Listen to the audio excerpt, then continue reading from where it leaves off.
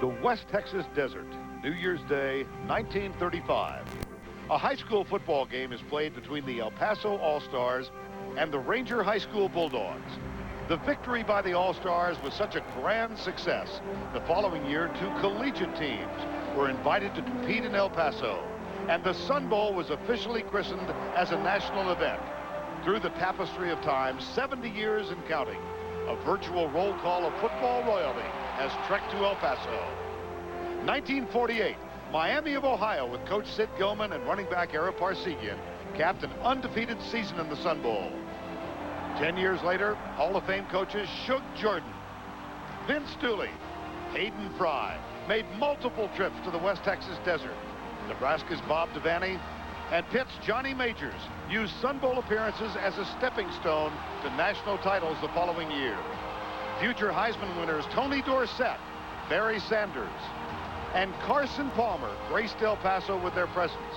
And for more than half the games, CBS Sports has been a proud broadcaster.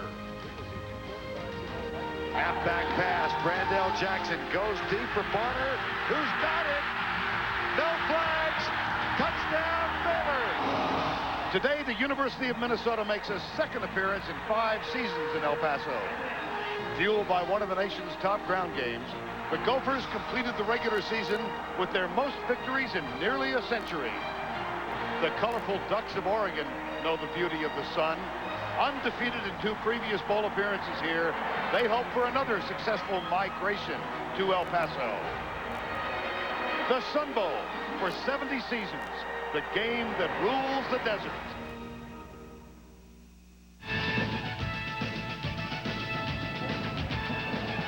We welcome all of you to the West Texas town of El Paso and the Wells Fargo Sun Bowl, played here for 70 years. Today we feature the Minnesota Golden Gophers and the Ducks of Oregon. All the pageantry and color that you could imagine, and a few noisemakers have made their way to West Texas from Eugene.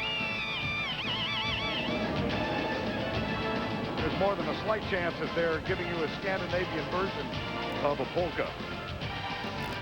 And there is food aplenty. Only at the Sun Bowl. Only at the Sun Bowl, indeed. Good afternoon, everybody. Vern Lundquist along with Todd Blackledge and Jill Arrington. We welcome you to El Paso. This one has a lot of promise. The Oregon Ducks went through a midseason slump, but they have won their last 3, and they really like their chances.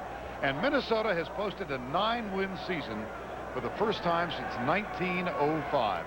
Todd, they come in with one of the better running attacks in the country. Well, Minnesota had one of the most prolific offenses in the history of the Big Ten, and they like to do it first by running the football, and they get it done with an offensive line that by today's standards is a little bit smallish but very athletic, and a pair of dynamic young running backs that they can trade off giving the football to. First, you've got sophomore Marion Barber, 5'11", 210 pounds.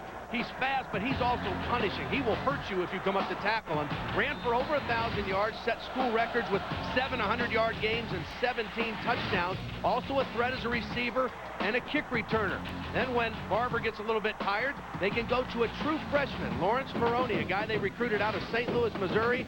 He was 10 yards shy of going over 1,000 yards for the season himself. He was the Big Ten Freshman of the Year. Now, maybe at this point in his career, not as powerful as Barber, but he is explosive, a speed guy who is a threat to take it all the way for a touchdown every time he touches the ball. But this 1-2 punch of Barber and Maroney has been outstanding for Minnesota all season. Well, the Oregon Ducks for much of this year used a 2-quarterback system, but in the latter stages as they embarked on this 3-game win streak, they've settled on Kellen Clemens as the go-to guy. Yeah, the sophomore actually started all 12 of the games, but for the first 10 they rotated, and then it wasn't until the 4th quarter of the Cal game that Clemens really stepped up, led a comeback, and firmly established himself as the starting quarterback. Played very well in the last 3 games. He's an accurate passer, he's a good runner, makes plays out of the pocket. Minnesota better put some pressure on Kellen Clemens today, or they're going to have trouble with this Oregon passing game. The Oregon Ducks with an 8-4 mark, the Minnesota Gophers 9-3. We welcome you to the Wells Fargo Sun Bowl. CBS Sports presentation of the Wells Fargo Sun Bowl is sponsored by Wells Fargo, the next stage. The Home Depot. You can do it. We can help. And by Acura. Experience the performance today at your local Acura dealer. The Home Depot is more than a...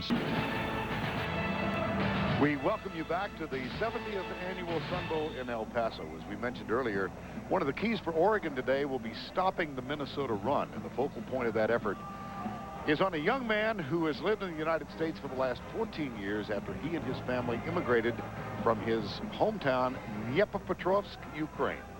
His name is Igor Olshansky.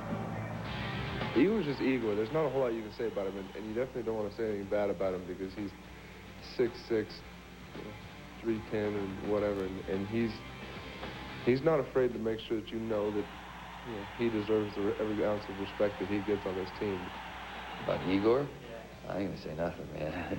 Have you seen him? I gotta keep my mouth shut.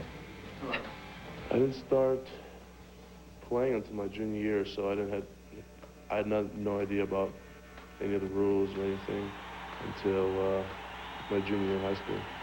So I didn't even watch football or nothing.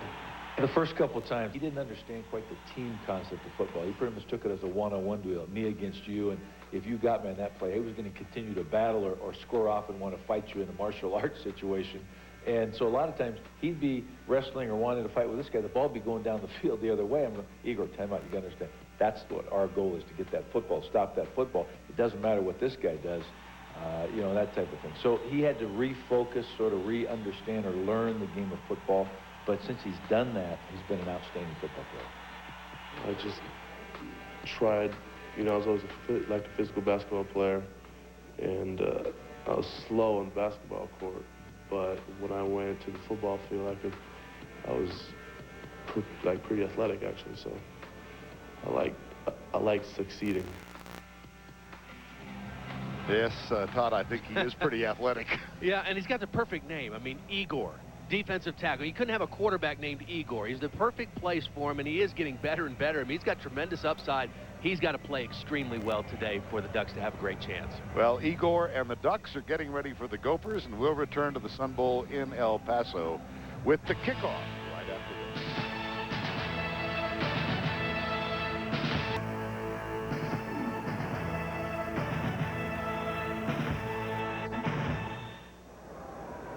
Welcome back to El Paso, the 70th Annual Sun Bowl, Minnesota against Oregon. These two teams played here in 1999. And let's spend a moment with Jill Arrington. Jill?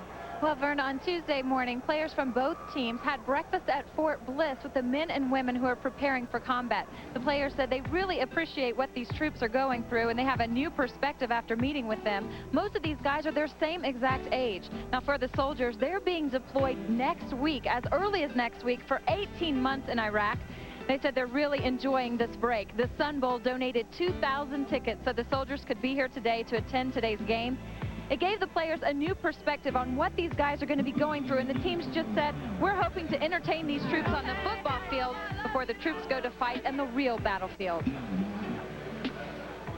All right, Jill, thank you. And there are members of the Fort Bliss unit in the upper left-hand corner of the stands.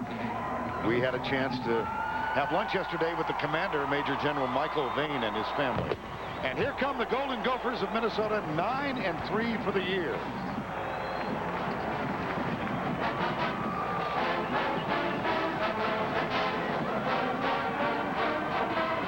And roughly 2,000 of our men and women from the United States Army here to help us celebrate the new year as they get ready, as Jill said, for deployment to Iraq. I grew up the son of a football coach, and a lot of times football coaches use military or war analogies in talking about the game of football. And but for those players that got a chance to go and see the real deal and meet the real soldiers, had to be a great experience for them. It was for the coaches as well, Glen Mason and Mike Bellotti. And here are the Ducks of Oregon. Had that convincing win to go 4-0 early in the season when they defeated a Michigan team that also came from behind and ousted Minnesota. And the uni of choice for today's game, yellow. I like it. I know you don't particularly care. Why would you think I'm a critic of that color? Oh, no, you have a very good point. Well, it is called the Sun Bowl, and it has been sunny for the most part this week. But clouds have rolled in, and it's a little brisk, 44 degrees, humidity at 17%, wind out of the northwest at 8 miles per hour. There is a 30% chance that we'll get some moisture before the game is over. As we mentioned, these two teams played here in the Sun Bowl. The other two games all the way back in 1961 when Sandy Stevens was the quarterback at Minnesota, and in 1975 when the Minnesota quarterback was a guy whose name you all know, a fellow named Tony Dungy. And they played here as Joey Arrington led the come-from-behind victory over Minnesota. Glen Mason, head coach at the Golden Gophers, 7th season, 43-40, and a 9-3 mark this year. Previous coaching stints at Kansas and Kent State. Mike Bellotti, who has done an outstanding job in his 9th season as the head coach at Oregon and spent 6 years on the staff as an offensive coordinator prior to that. Well, there was a significant moment for California and Oregon. Oregon played Cal on November 8th. Things looked bleak through 3 quarters for the Ducks before the lights went out with 14:40 to go in the game. After a 23-minute delay, Oregon came out with a new team, or as a new team. Down 17-7 at the time, Duck quarterback Kellen Clemens returned from a first-half benching to lead Oregon to a pair of late scores, and this 31-yard touchdown pass to Tim Day and a Terrence Whitehead 1-yard TD run allowed the Ducks to rally for a 21-17 win over the Bears. That one touchdown play regarded as the significant play this season. You know, I should say here as this game gets started with a bowl game, a couple things to pay attention to. Number one, intensity. Which team seems like they're happiest to be here and the most ready to play? Special teams execution because they've had the layoff, and tackling. Those 3 things critical to watch in the opening of this game. Oregon won the toss. They will receive, and it's brought out to the 17-yard line. Reese Lloyd with the kick, and Kenny Washington with the return. So 1st and 10 as the Oregon Ducks go on offense. Eli Ward with the tackle, and Kellen Clemens, the sophomore from Burns, Oregon, is the starter.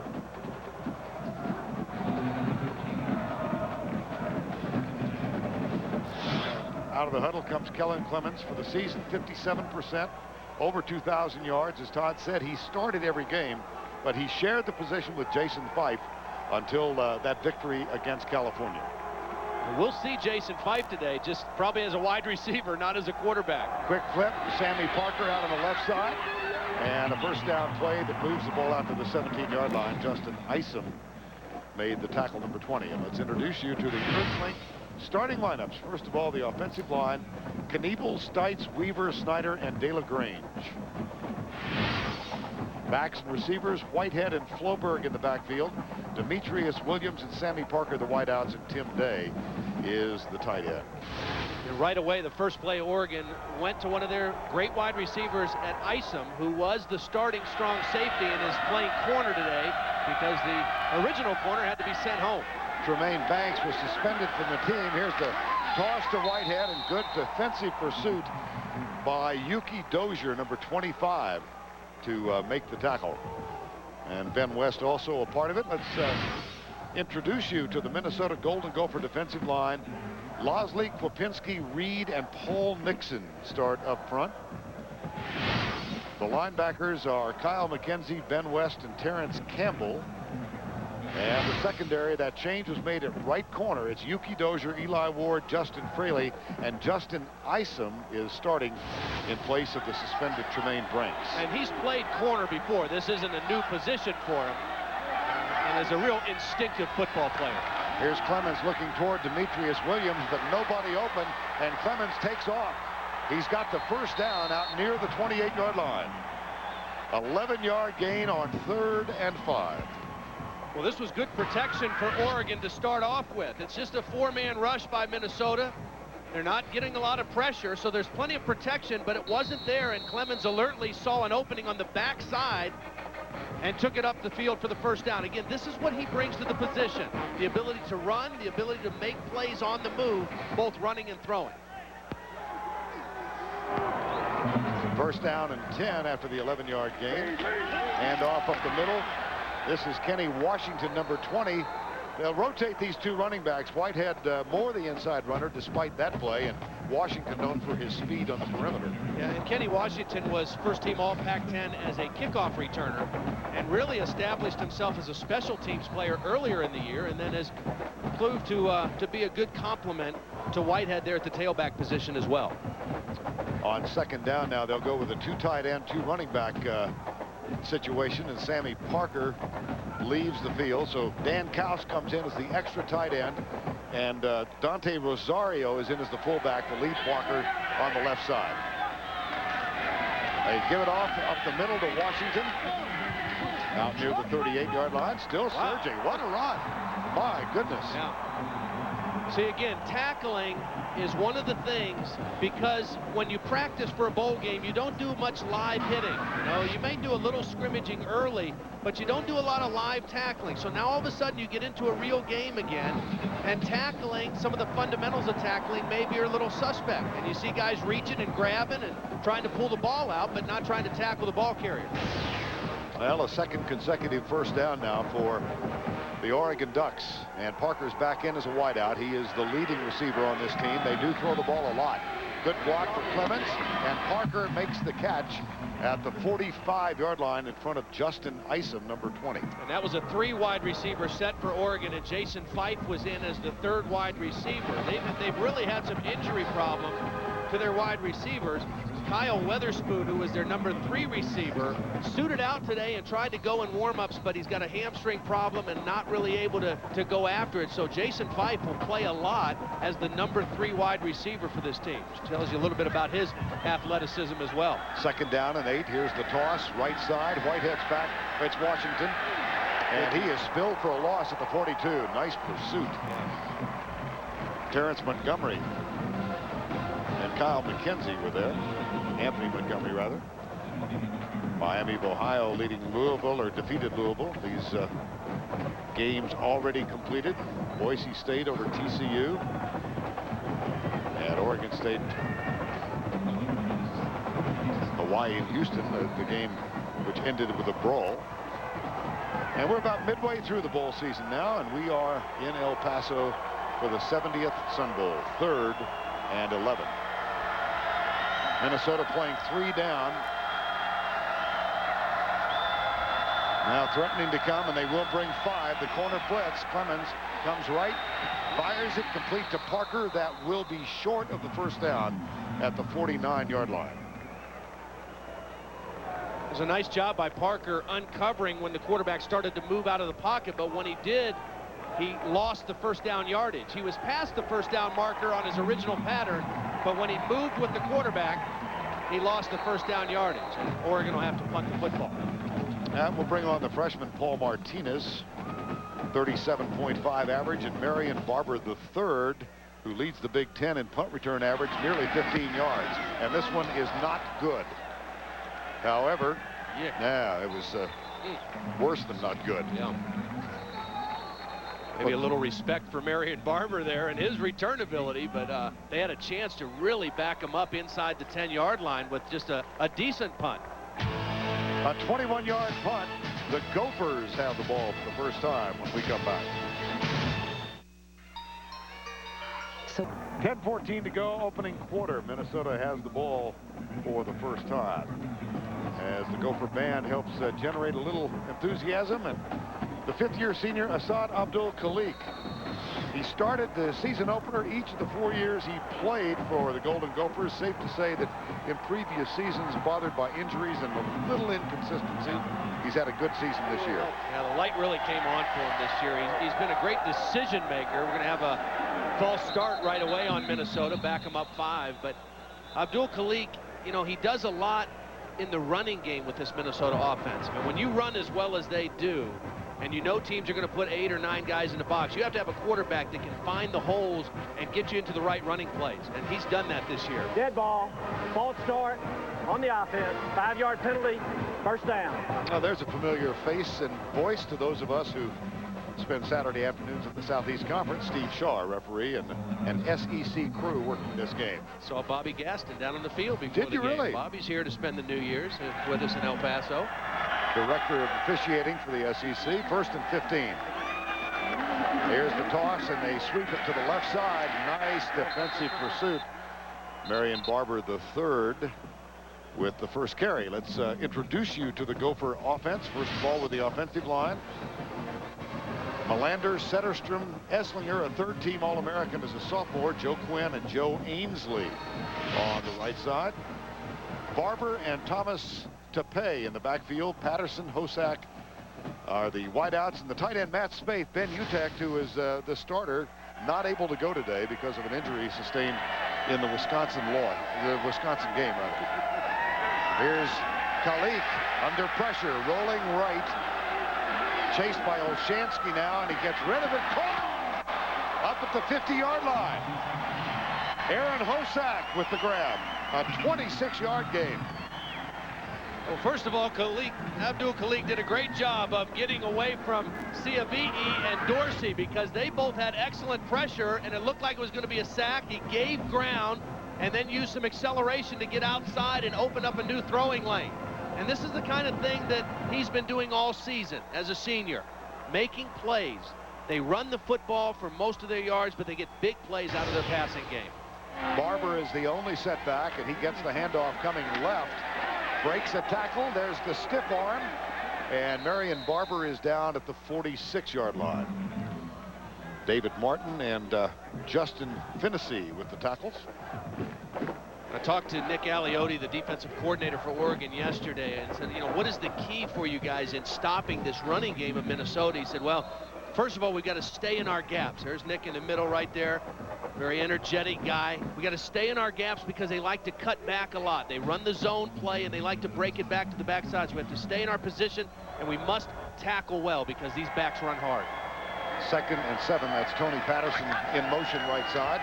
Here's the quick setup and the release to Hosack, his second catch in this drive, and he's out of bounds, or he's inbounds rather, at the 39-yard line. Other thing to keep in mind for Minnesota, they're also playing without their best wide receiver.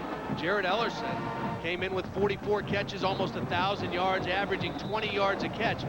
He injured himself, a leg injury, the first day of practice here in El Paso, and not able to go today. And so he's definitely their deep threat and a big weapon in their offense that they're without today. So going to see Hosack probably getting a lot more action, a lot more balls thrown his way. Now they'll stretch the chain, see if the first down was obtained, and it was. 1st and 10 Minnesota inside the 40-yard line. Opening quarter, Minnesota 9-3, Oregon 8-4.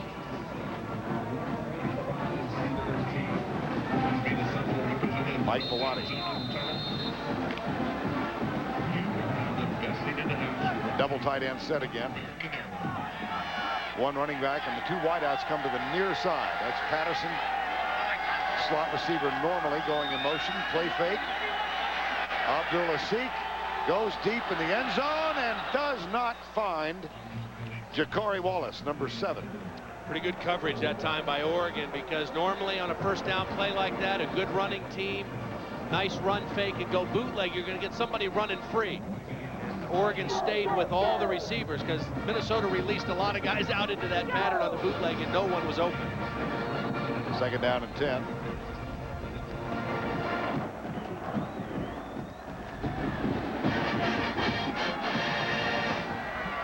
$7:49 to go, opening quarter of play.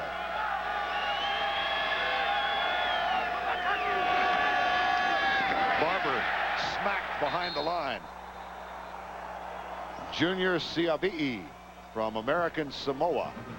And let's introduce you to the Oregon Duck defense. Quinn Dorsey, Igor Olshansky, Junior Ciavi'i, and Devin Long, the front 4. Linebackers are Kevin Mitchell, Justin Andrews, who starts today for an injured Jerry Mattson, and David Martin. And in the secondary, Stephen Moore, Keith Lewis, Marley Tucker, and Justin Finnessy. 3rd and 13. No deep safety. Look, Oregon's got everybody up trying to draw an audible. Abdul Khalik changing the play. Quick setup for Khalik, goes right side, and it's a little behind Hosack. That probably would not have been enough to garner the first down because there was a defender in the vicinity. This is what Oregon wants to get you in. See, there's no deep safety, so they've got everybody up in here, and that makes the quarterback, Abdul Khalik, change the play, throw a quicker throw, anticipating the blitz, but then those safeties ran out of there at the snap of the football. So draw the audible and still play zone. And Reese Lloyd is on, the young man from Dover, England, who is both the place kicker and the punter. This is Stephen Moore on 4th and 13, awaiting the punt at the 11-yard line. And rather unusual style born out of the soccer days for Reese Lloyd. How about that? I mean, that was beautiful. 35 yards out of bounds, and a flag is down. Well, I know you're a connoisseur of soccer-style kickers. Yeah. I don't know if that's soccer or rugby or what. Could be rugby, right? Kind of got the running start. Spiral, too. It wasn't end over end. Right down there to the 6-yard line. Very well done. Well, time has been called. There was no flag. They picked it up. We'll be right back. All right. Welcome back to the 70th anniversary of the Wells Fargo Sun Bowl. The first quarter of the century. First game played here in 1935. The star of that game was this year's legend, Kenneth Hindman. New Mexico State completed a perfect season here in 1960. And how about 1958? Bob Devaney and Sammy Baugh, the respective coaches. Legends, many of them have made a mark here in El Paso at the Sun Bowl.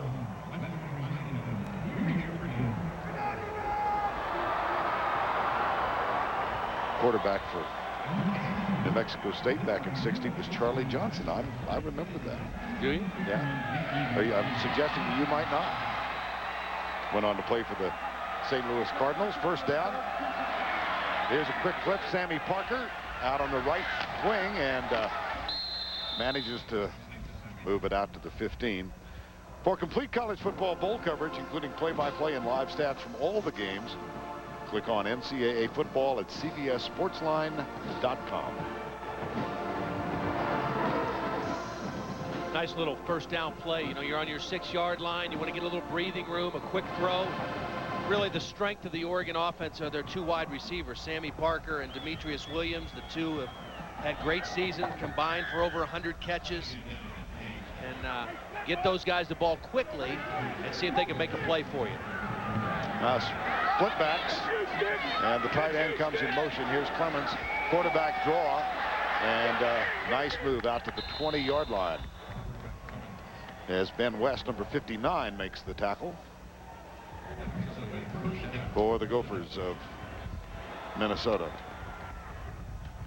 28 yards to 1 so far, not what we anticipated in the opening moments of the game. No, I think what Minnesota's doing a little bit, though, is I think they're coming out and trying to show, hey, we can throw the football. You know, we're going to throw the football some and show you that we've got that in as part of our package. And but we're going to get back to our running game when we can. The quarterback, Clemens, has 16 of the 28 rushing yards for Oregon. He's back to throw again, drills it behind the receiver, incomplete. Demetrius Williams was the intended receiver. Well, we introduced you to Ben West. Let's spend a moment again with Jill Arrington. Jill? Oh, that's right, Vern. You know, I talked to the players and I asked Ben West why he stepped up so much this year, because he's having a great said that his coach told him this spring that he's never been around a good defensive team that hasn't had a linebacker as a leader. He said, Ben, I need you to step up and be a leader for this team, and he's had a good season and shown the coach he can handle it. Yes, he has. The thing that Ben West has done, too, is he's played hurt because he's had a knee injury all season that he's played with. Clemens on the quarterback keeper out to the 21-yard line, and that's going to bring up the 3rd down. Earlier in the season, I mean, Ben West was in a position where he could play on rundowns, but he had to come out on passing downs because he just wasn't able to move the same way in pass coverage as he could going straight ahead to the football. Much better now after a little Christmas break, and playing well so far today. Now 3rd and 9, and Jason Fife, the erstwhile quarterback, is The wide out at the bottom of the screen. 4 wides in all, and here's a little screen pass to Whitehead, and he's got the first down plus a ton. But there was a 41-yard line. Yeah, there was an illegal block in the back, and it was really an unnecessary block because the play was past Mark Lossley, and he got knocked down with a push in the back, and it really probably didn't have to occur in order for the play to be successful. Well, that can only be described as disgust for Kellen Clemens. Now watch right. There's the block right there. And see, Whitehead was already past Lossley. Adam Snyder, number 72. On the offense, 10-yard penalty from the spot of the foul. Repeat third down. Well, they had picked up 21 and had the first down. When you play Oregon, you have to be ready to defend screens. I think they are probably the best screen team in the country, and they work on it all the time. Mike Bellotti's got a lot of different ways that they run screens to running backs, wide receivers, and you have to be prepared to defend their screen game. And that time they didn't defend it, but the penalty wiped it out. 3rd and 18. 2 wides to the right side and 1 sprint left. That is Jason Fife. Out of the spread offense, the snap and a 4-man Minnesota rush. And they got him from behind. It's incomplete. Good rush. Yes, it was. Mario Reese, who is an outside linebacker, but in passing situations, they line him up as a defensive end and let him go after the quarterback. 6'3", 220 redshirt freshman out of Mableton, Georgia. He got the pressure. Here he is outside. He's going to just take an outside speed rush. Nice job going around Knievel, the left tackle. Again, that was a key, being able to pressure the quarterback for Minnesota. Martinez, and again, this is not a terribly effective punt. Marion Barber almost lost control, and not much of a return either. A 31-yard punt and a 4-yard return, but an excellent spot of the ball. Field position goes toward the Minnesota Gophers. Kellen Clemens, a little angry at his offensive line. We welcome you back to the Sun Bowl. A reminder, the AFC wildcard game coming up Sunday at 4:30 as the Broncos go in to take on the Colts, a repeat of a game that they played 2 weeks ago. And our quartet of gentlemen who comprise the lineup for the NFL today will lead it off Sunday at 4 Eastern time. That's a nice look. I want to see them on the airplane going back to Minnesota. On first down, Barber gets the handoff and goes right tackle inside the 35-yard line. You know, I mentioned in the open that this Minnesota offensive line, by today's standards, is a little bit undersized, but they're very athletic. And the best one of the bunch, I think, is their center, Greg Esslinger. He's only a sophomore, but he was first-team All-Big Ten, considered the best center in the league, and he's very, very athletic. And they do a lot of different things with him that you don't normally see teams do at the center. He'll pull out and do a lot of different things with his athleticism in this Minnesota running game. Thomas Tapé is in for the first time. Here's a quick flip from the left side. Barber and line. Oh, he can't get on. Almost had it. Incomplete. Marley Tucker was defending. Again, this is a passing play, but when you got a running back who can make plays in space, it's almost like a running play where you just get him the ball outside in space right away. But Barber not able to secure the catch first before he gets upfield. 3rd and 6, just inside the 35, a scoreless first quarter. Minnesota first in the Big Ten this year in third down conversions, 52%. Most of those, a lot of short yardage type situations with this running game. Abdul-Asik tries to connect on the right side, and it is incomplete.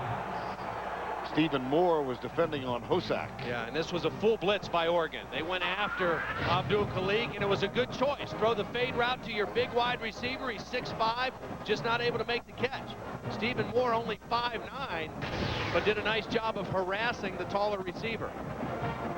And on 4th down, Reese Lloyd is going to attempt the field goal. His long this year is 54. He's kicking this one with the wind, but that wind is swirling a little bit. This will be 52 yards for the young man who was born and raised in Dover, England. Nope. There is a flag down. Near side. Oregon may have been offsides on the play. Nope, looks like it's going against Minnesota. And Oregon will get their best field position. Before this, their average starting field position was their own 10-yard line, so they'll be out past the 30 to start this possession.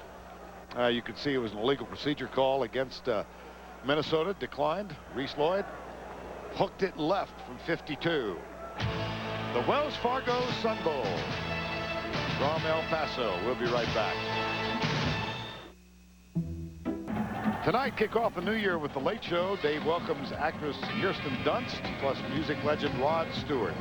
And Dave plays audience show and tell. Don't miss The Late Show tonight on CBS. You know, two things I would expect to see Oregon try to do in this offensive possession. Number one, take a shot deep with these speedy wide receivers and also try to get their tight end Tim Day involved in the action. He's been a big key to their pass offense the last 3 games. Play fake. Clemens comes out to his right. He's being pursued, and he goes for the short man. That's the tight end, Tim Day. And a flag is down at the 49-yard line. Day, who made that stellar touchdown run that turned around the season in the victory, come from behind victory over Cal. We had 20 catches on the year, and 9 of them came in those last 3 games. So he had a shoulder injury early in the season. He got healthy, and he has really been a big addition to their offensive package here in the latter part of the season. Offensive pass interference, and well, we got a couple of. Yeah. And time now for the Home Depot coach's decision. Well, Mike Bellotti decided when this season started that he was going to use 2 quarterbacks, and he was going to rotate them, and part of it was because neither one of the guys had established themselves as being the guy. So he played 10 games with Kellen Clemens and Jason Fife splitting time at quarterback and kind of going with who had the hot hand. And it wasn't until the 4th quarter of the Cal game, when Kellen Clemens came back in the game after being benched and led him to a 4th quarter comeback, that he kind of seized the job. And Jason Fife hasn't played again at quarterback, but he is playing today as a 3rd wide receiver. But Kellen Clemens, it took 10 games to decide who his starting quarterback was. Well, that infraction against Oregon, and they march it all the way back to the 20. So the Ducks now with a 1st down and 25. Right side, Sammy Parker gets a terrific block from Demetrius Williams, but then an excellent alert defensive play by Yuki Dozier to make the tackle after he got knocked down. Dozier was the guy who was blocked, and he just didn't give up on the play.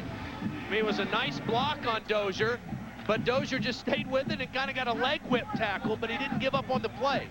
Sammy Parker's got to be shaking his head saying, man, how'd that guy knock me down? He was blocked. 2nd down and 21. Gain of 4. And Jason Fife goes wide to the left side. Parker comes out to the near side. A couple costly penalties for Oregon so far. One wiped out that screen pass for the 1st down. This one wiped out good field position. Here's Clements, collapsing pocket. He comes across to Whitehead, who manages to reach the 37.5-yard line.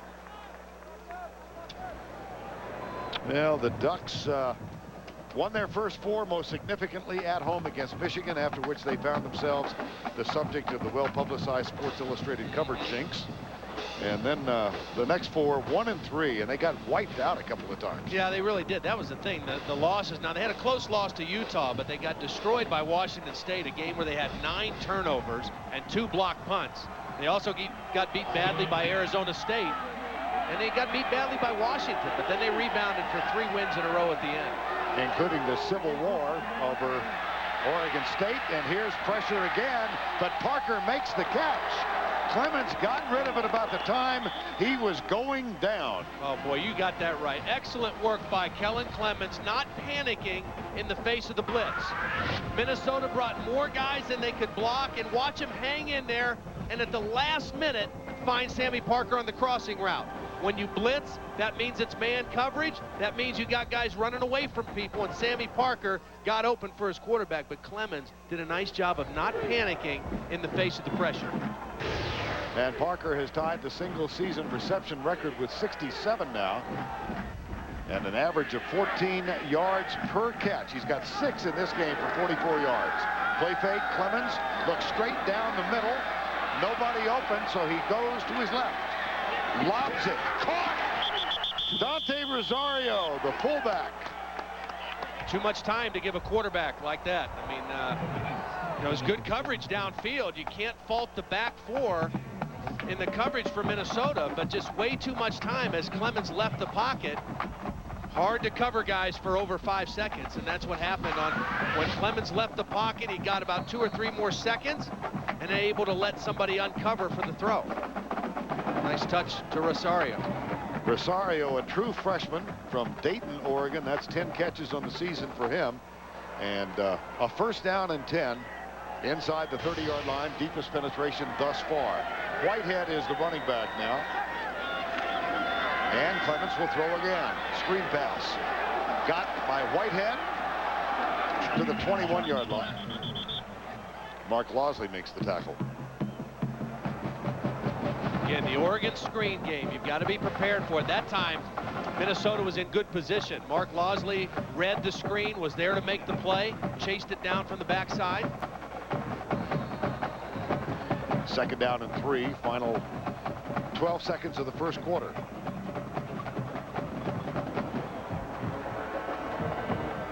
Clemens 10 of 12 for 83 yards now. Toss, Whitehead coming right.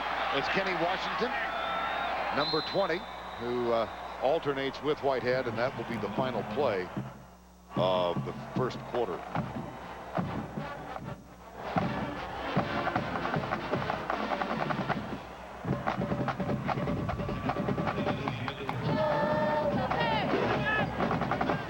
Well, we've reached the end of one in El Paso.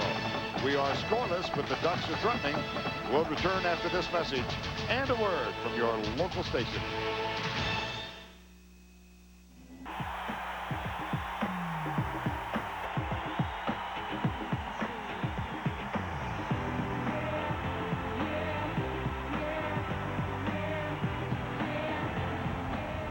It's the Gophers and the Ducks in the sun, almost. High, thin clouds overhead, but we welcome you back to the Sun Bowl, the second quarter. Vern Lundquist, Todd Blackledge, and Jill Arrington. And the Oregon Ducks with a first down and 10 at the 14-yard line in a scoreless game. Ryan Kellen Clemens very hot on this drive, 5 for 5, 59 yards, overcame the penalty. He's back, goes short, dropped at the 12-yard line by Demetrius Williams, number 6. As this the first serious threat now by the Oregon Ducks. They've overcome a first down and 25 and a nice drive so far. Yeah. And I think the best thing that Oregon's done, you know, how are you going to stop the Minnesota offense, a prolific offense? Don't let them have the football. Oregon held the ball for 10 minutes and 44 seconds in that first quarter. They've got a nice drive going here and hope to be the first one to put points on the scoreboard. But nice job of possessing the football and keeping it away from this Minnesota offense. Now you can see 25 touchdowns and 38 possessions inside the red zone this year. Second down here. Clemens, quarterback draw. He tucked it, ran it right, penetrates the 10-yard line. It'll bring up third down. Nick Stites was leading the way, number 74. Yeah, that's by design. They pull linemen out. It's kind of like a quarterback trap. They motion the wide receiver away to pull an extra defender away. Now you saw it. Todd mentioned it. Almost 11 minutes controlling the football in the scoreless first quarter. And now 3rd and 5 at the 9 as the Ducks come up to the line of scrimmage. This is where you have to be concerned with Tim Day, the tight end, right there. Play fake. Clemens going right. There is the tight end. No, it's the fullback. It's Dante Rosario, number 44. Trails out of the backfield, and the Oregon Ducks are on the board. That's the second touchdown catch this season for the fullback, Rosario. Well, here's Rosario right here. It's going to be a bootleg, and he's going to slip out into the flat. Fake this way, quarterback comes that way.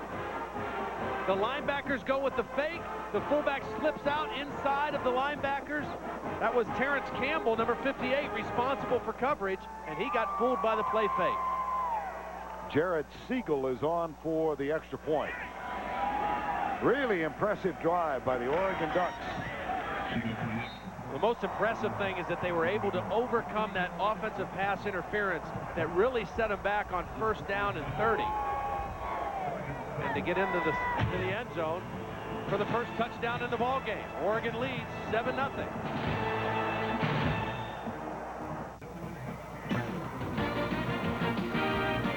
Saturday, women's NCAA basketball. Duke takes on Connecticut, a big game for the ladies, and that'll be followed by South Carolina at Minnesota. That's all Saturday. Gophers are getting a lot of airtime, as they should. And there's Dante Rosario of Oregon, who just caught the touchdown pass, culminates a 65-yard drive in 9 plays. And now the Ducks getting ready to kick off. Jared Siegel will do the chores. Barber and Maroney are the deep backs, and this will be Maroney who bobbles it. It pops right back into his hands, and the freshman from St. Louis down the sidelines and out of bounds at the 34-yard line.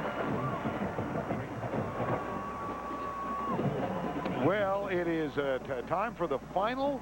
Gosh, it's hard to believe. The final Aflac, or I'm jumping. I'm really confused. Do it. Thank you. Get me back in shape here. Glen Mason, one of 3 coaches in NCAA history to win Coach of the Year in 3 different conferences. Name the other 2. It's appropriate that we've got the Duck. That's right. And the Ducks. And what the Ducks are doing so far is they're doing a good job of defending the Minnesota run. Only 5 yards rushing so far for the Gophers in that first quarter. Here's Thomas Tape. And we talked about the Minnesota running game, but the Oregon run defense this year, for the first time on record, they held their opponents for the season under 100 yards rushing. Averaged 95.9 yards per game rushing. Now you say, well, the Pac-10, they don't run as much.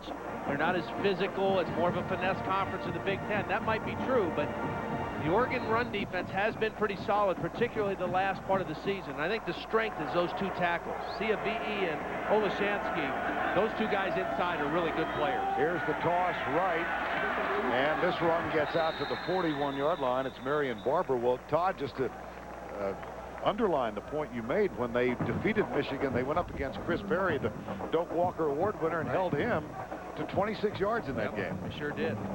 Stephen Jackson from Oregon State in the Civil War, they held him to 68 yards. So they played against some good backs and have done a pretty good job against them. 3rd and 2, 7-0. Oregon leads it. Minnesota 0 for 2 on 3rd down so far in the game. This is a situation that is more to their liking. A run or pass option here on 3rd down and 2. Tony Patterson breaks out as the lone wide receiver to the left side. Backs are in the eye. Play fake. Abdul-Asik, he's got a man open. Sliding grab made at the 38-yard line.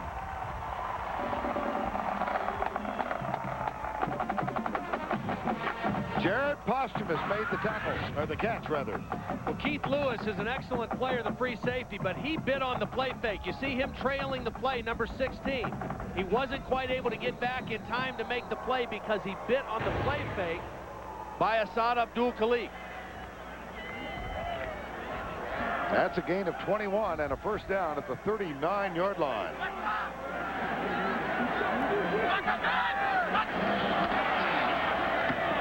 Barber twists out of a tackle, and a flag is down on the near side of the field.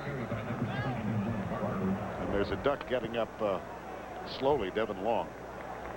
That's going to be against Oregon. Well, let's take a look at this list of running backs now. Perry, Jackson, Warfield of Utah, Kretschmer of Nevada, and you go right ahead and do the last one. I don't know how to pronounce his name, but he's the only guy that ran for over 100 yards against USC's defense. I do know that. Adam Chinobi Echemandu from California. Now, ironically, the only running backs that gained over 100 yards against the Oregon defense were 2 of the more unheralded guys. 2 players from the University of Washington, Shelton Sampson and Kenny James, both ran for over 100 in Washington's win back in November. And that was a big Washington win, 42-10 over the Ducks. 1st and 5 after the penalty. See, here's an audible, a run audible by Abdul Khalid. Give it to the fullback, and it's Thomas Tapé, the fifth-year senior from St. Paul, Minnesota. Tapé, who has a fascinating personal story, born in Monrovia, Liberia.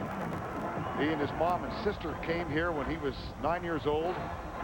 Had a sister who went back and got caught up in the Civil War in Liberia, Winifred.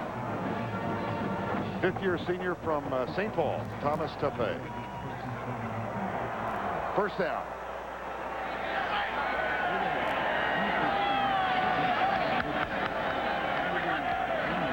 That's Jakari Wallace, the motion man.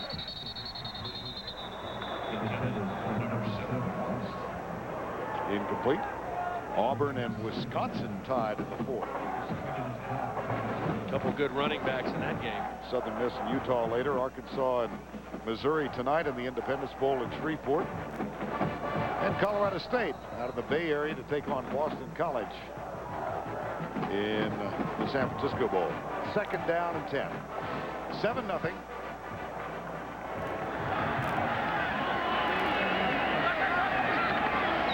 They fake the reverse. The handoff goes to Lawrence Maroney, number 22. And he plunges inside the 15-yard line. A really nice job by Maroney, showing patience and vision. You know, a lot of times when you have a true freshman back, he wants to hit the hole so fast, and he's so anxious to make a play. But watch Maroney as he gets this ball, just kind of find the seam. Little cutback, then another cut. Good vision and good patience by Lawrence Maroney on this run. Making people miss. That's a 15-yard gain, and he's now gone over 1,000 yards for the season. 1,005. He becomes the fifth freshman over 1,000 this year. Keep it up the middle on this play, inside the 10 to the 9 as Thomas Tapé gets it. Lawrence Maroney, a 5'11", 200-pounder.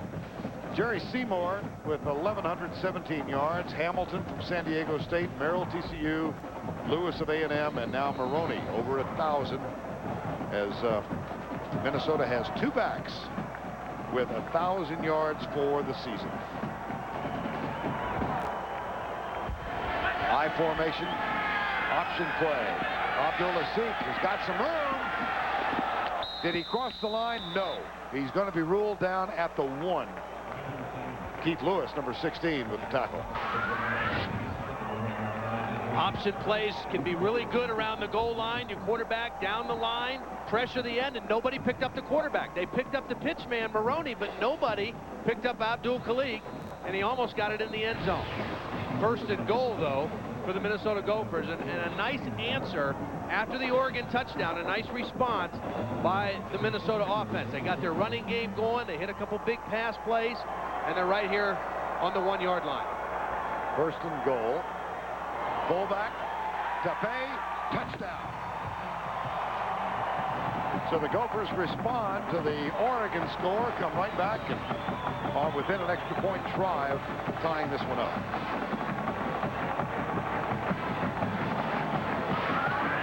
Well, what a nice drive for the Minnesota offense. The final 1 yard, Tapé. It just powers it in there behind the center, Greg Esslinger. 5 yards rushing before that drive.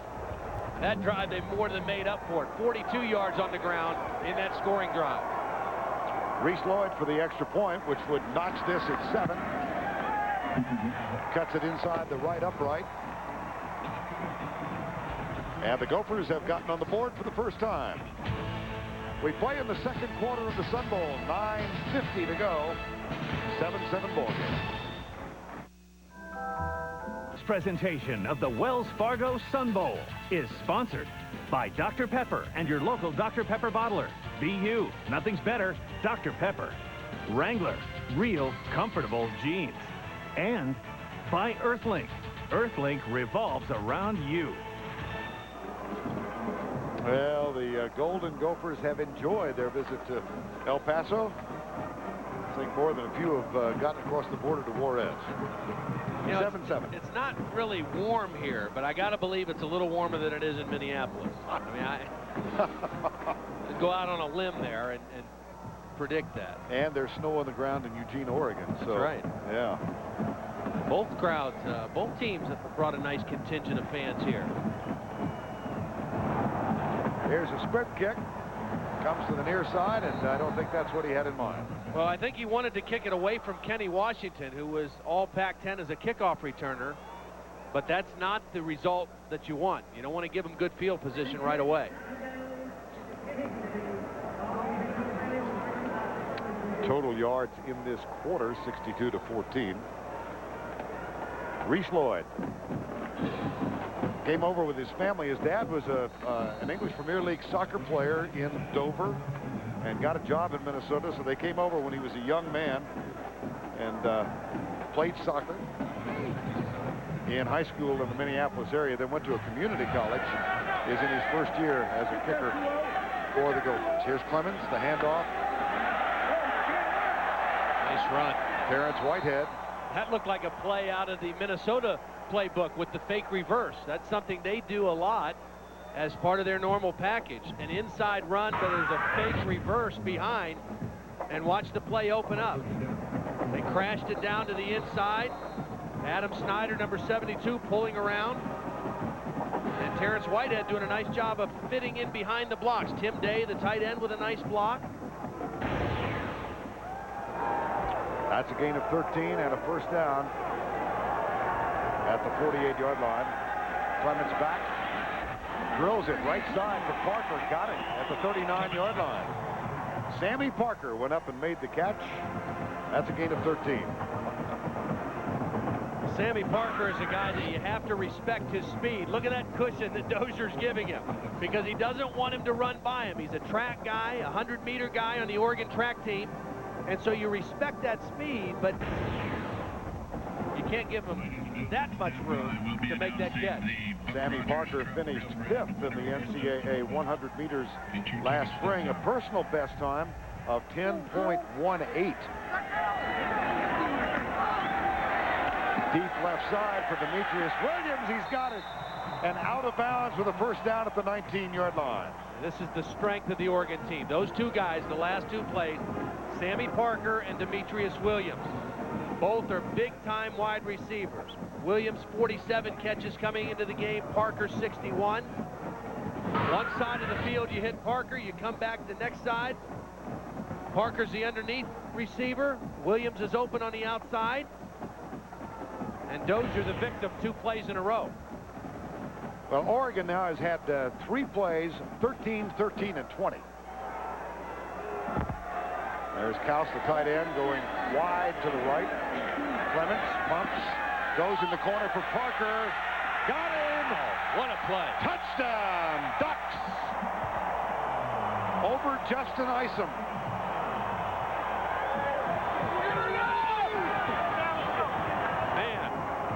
That was an impressive drive again for Oregon. Going to their big playmakers. Isom was the starting strong safety, had to play corner today when Tremaine Banks was sent home, and a perfect throw by Kellen Clemens over the 5'8" cornerback Isom. 6 touchdowns on the year now for Sammy Parker. 8 receptions in this game. And Jared Siegel on to author the extra point.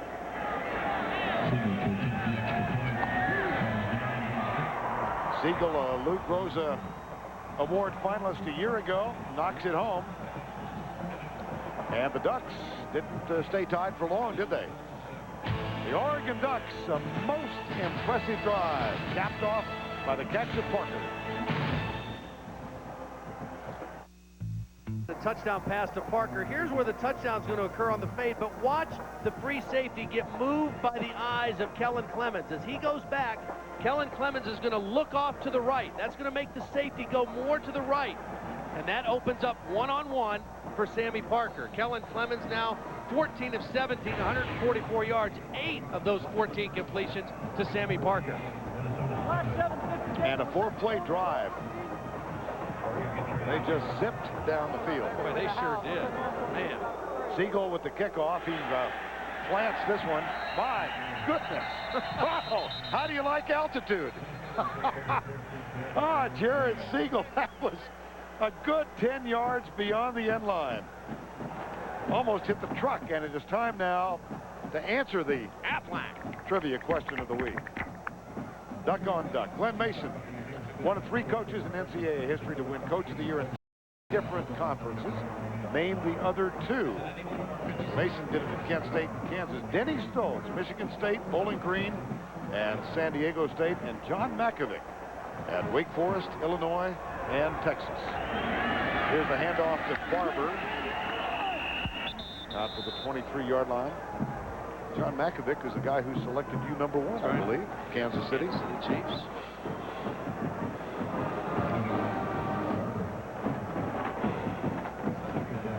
Think the Duck could have answered the trivia question? I don't like the chances in that. He could have done the Aflac part, though, I bet. Not as well as you do. Your man of many talents. Total yards, 198 to 104. Second down here. Abdul Khalik comes to the right side, launches one. There's a turnaround pattern, and it's short. Jakari Wallace and Tony Patterson were deep, and the ball fell in between the 2 of them. That might have been one that Abdul Khalik, if he had that to do over again, might have run the football, because he really didn't have an open receiver downfield. The tight end crossing was not open. And he's a good enough runner, a good enough athlete, that he can make some plays running the football. Had a couple long runs this season, and that's one where if he has that situation again in this ball game, he'll probably tuck it and get what he can. 3rd and 7. 14 to 7, Oregon leads. Let's look again by Oregon. They send 4, and there's a diving catch made by Hosack, Aaron Hosack, number 84, out at the 32-yard line. Nice throw and a nice catch. Hosack, a tall receiver at 6'5", had to go down for that one, but made the secure catch. Again, Jared Ellerson, leading receiver from Minnesota, unable to go in this game. I think that's a factor, too. I mean, you know, he was the deep threat. I mean, he averaged over 20 yards per catch, and when you run the football and play action, you get big plays in your passing game. Hosack was the possession guy, but Ellerson was the big play guy, and they don't have that guy right now. Well, that one's not for the highlight reel. I think Joe Ainsley was intended to pull on that play. He was bound and determined that one was on 1 instead of 2. Dead ball. False start on the offense. 5-yard penalty. First down.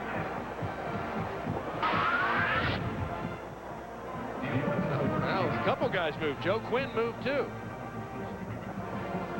Abdul Khalik was trying to change the play.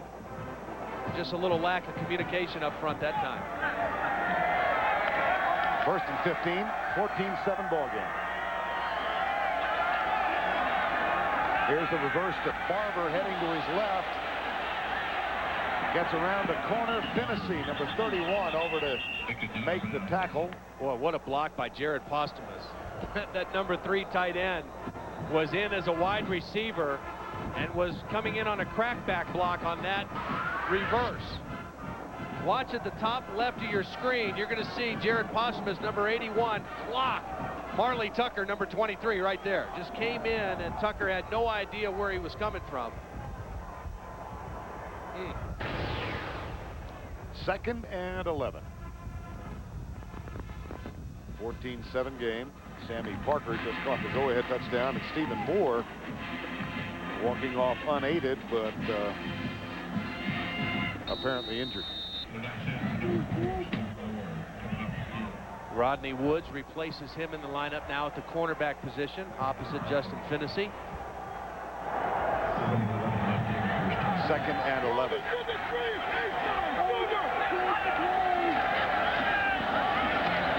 Well, move it right up the middle. This is Lawrence Maroney, the freshman. 2nd carry of the game.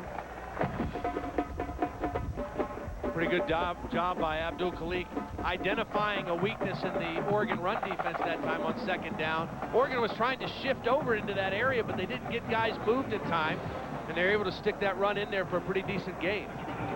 3rd and 4. Mike Bellotti looking on. 3rd and 4 from the Minnesota 38-yard line. Assad Abdul Khalik, not as effective passing as his counterpart Clemens has been. He will throw on this play, maybe. Yes, he does. Comeback route, Hosack. They got the first down at the 39-yard line of Oregon. A really nice job by Hosack coming back to his quarterback. I thought Abdul Khalik was going to take off for a minute. Did a nice job at getting outside. You know, this was a timing throw that didn't happen right away. So he gets outside, and Hosack does a nice job of moving with the scrambling quarterback. You teach wide receivers, if you see your quarterback in trouble, move and uncover and then move back to the football. Rodney Woods on coverage couldn't catch up to Hosack for the first down. Senior from Ontario, California, had a couple of years in junior college ball before going back to the Midwest. And again, they fake the reverse, flip it out. This is Thomas Tape, number 44, makes the catch. And David Martin with the tackle.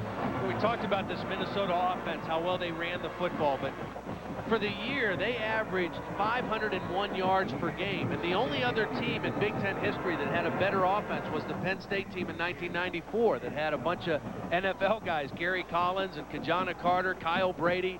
I mean, they averaged 512 yards a game, and Minnesota was the second best ever in the Big Ten this year on offense. And 293 yards came on the ground.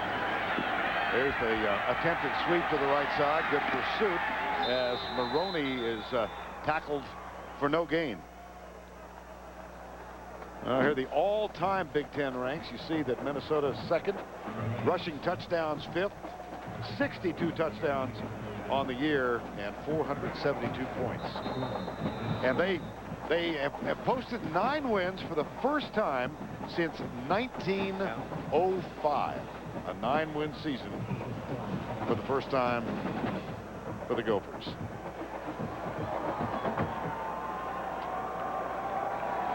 Player injured and going on. Look at this list of things. How about number 3? Yeah, that's Einstein proposes the theory of that's amazing. relativity. Oh my goodness. University of Chicago was the NCAA champs. Somebody named Amos Alonzo Stagg, I think, was involved in that. Giants defeated the Philadelphia A's. Injured player was Devin Long. He heads over to the Oregon bench. 3rd and 5, Minnesota 2 of 2 on third downs on this drive.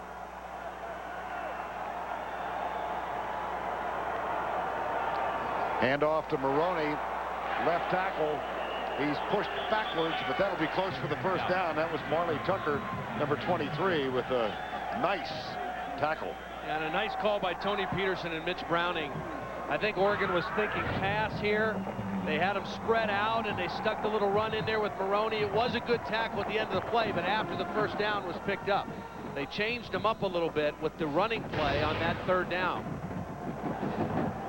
So the third down conversion of this drive. Posthumous, the tight end, goes tight to the right. And Matt Spaeth is on the near side. Here's the option. Abdul Khalik to the 23-yard line. Tackle made by Keith Lewis, number 16. Under 5 minutes to go, and a briskly played first half between Minnesota and Oregon. Well, the rushing yards, 72 now for the Gophers. Passing edge held by the Oregon Ducks.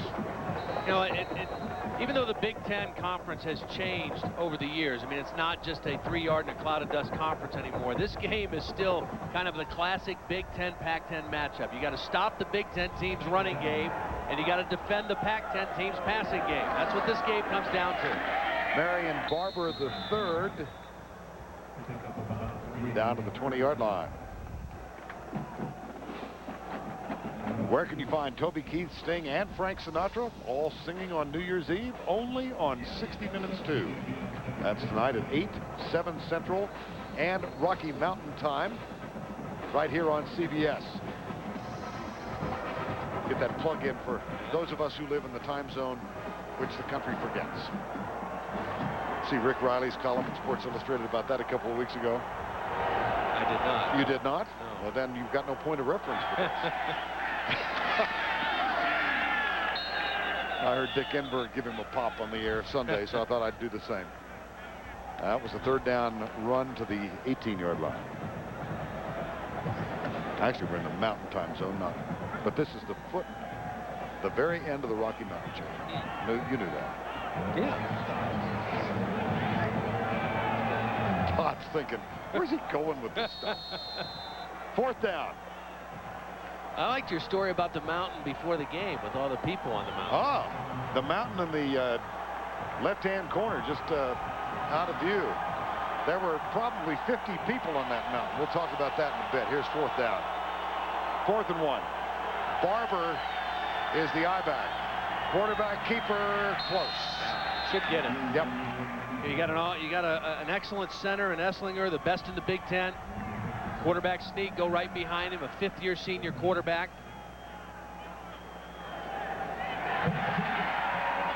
Got it. Another nice drive by the Minnesota Gophers. See, watch, when you run a quarterback sneak, you got to pause just a little bit. Allow those guys to get a surge and then find a crease and go forward. You can't go right away. You have to just pause a half a second, and Abdul Khalik did it. How about this? 13 plays thus far in this drive. Well, they've converted their 3rd downs. That's what they didn't do early. And now in the last couple possessions, they've been converting. Play action. Abdul Khalik left side. Tape has it at the 10-yard line, and that stops the clock with 2:19 to go in the half. Now there's a small mountain to the left of this field as we view it. And about 10 o'clock this morning, I bet there were 50, 60 young men and young women who had climbed up to the top of that peak. And the public address announcer came on and said, there are Homeland Security issues involved. Folks, get off the mountain right now or you will be arrested. And they scurried down. Looked like ants on the loose. And there is an injured player now down for Oregon. It's Robbie Valenzuela, number 99.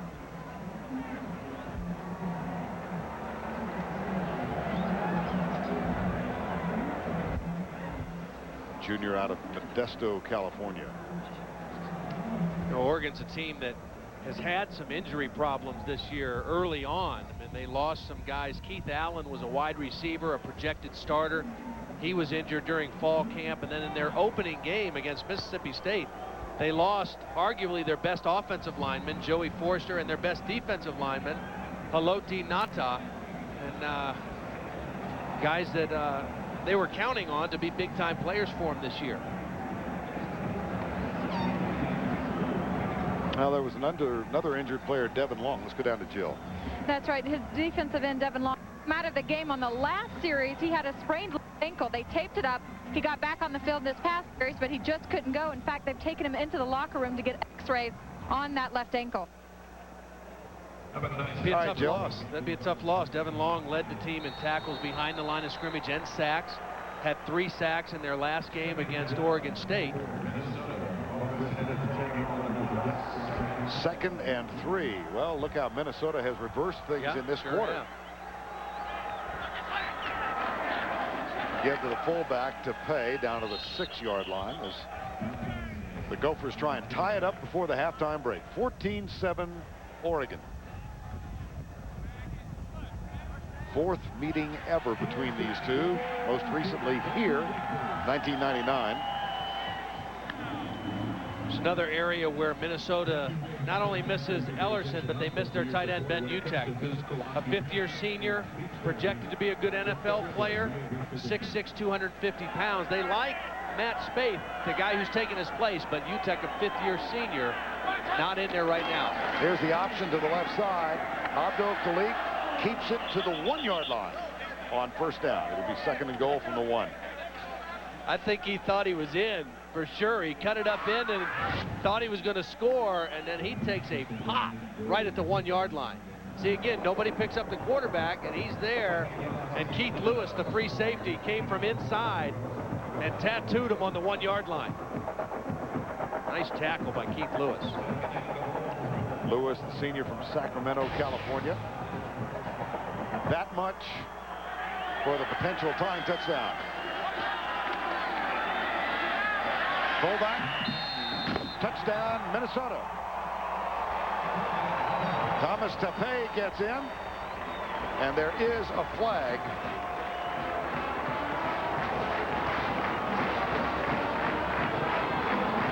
play.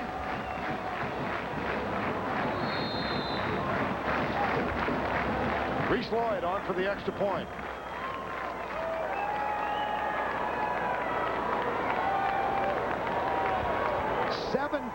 Plays in that drive. Just methodical. Did what they wanted to do. 7:34 off the clock. And here's the extra point, up and good.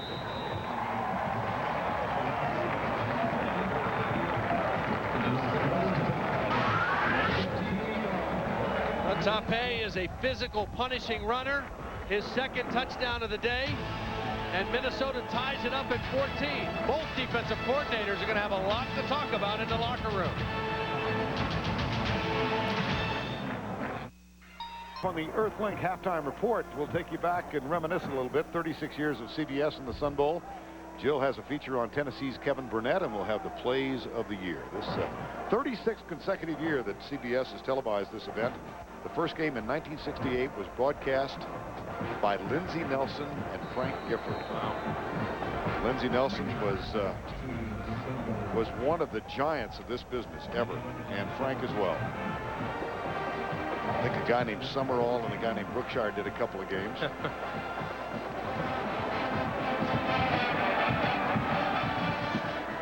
There's the squib kick again, picked up at the 9-yard line by Kenny Washington. Out to the 29-yard line. And let's go down to Jill for the Sun Bowl moment presented by Sonic. Jill? Thanks, Vern. It was New Year's Day in 1935, and a group of El Paso High School All-Stars took on state second-ranked Ranger High School team. Ken Hyndman was the star of the All-Stars that day. He accounted for every single point in their 25-7 win. He then went on to start for 3 years at the University of Texas, El Paso, an All-American at UTEP, and a second-round pick in the NFL. Ken was honored yesterday as the 2003 Legend of the Sun Bowl. And what an honor it was to spend some time with him. Left side, and the catch made by Whitehead, Terrence Whitehead. Ken Hyndman now lives in Rogers, Arkansas, and made the trip back and got a standing ovation from that crowd of better than 1,000 yesterday. 14-14, less than a minute to go. Second down and 4.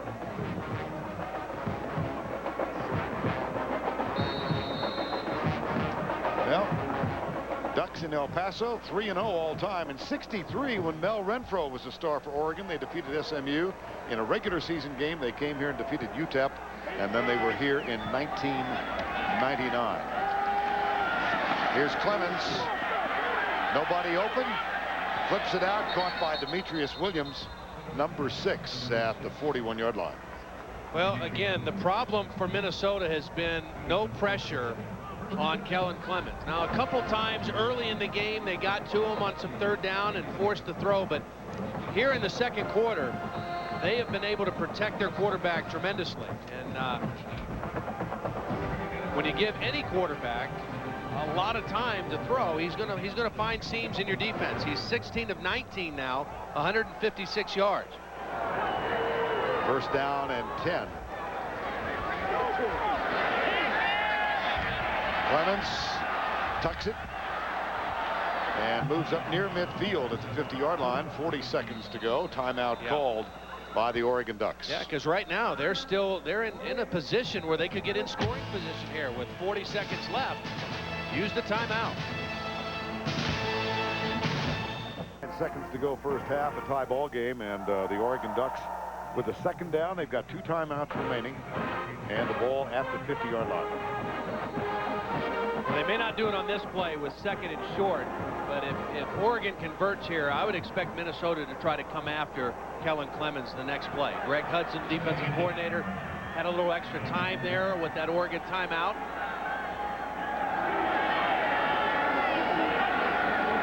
Second down, Clemens fires it right side.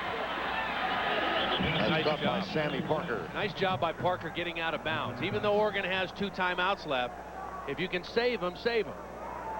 Make the catch, get the first down, get out of bounds. 10-yard gain and a first and 10. Now here's where I would anticipate seeing Minnesota come with some pressure, because they just have not been able to harass Kellen Clemens at all, and he's throwing the ball in rhythm. from the 40, 1st and 10.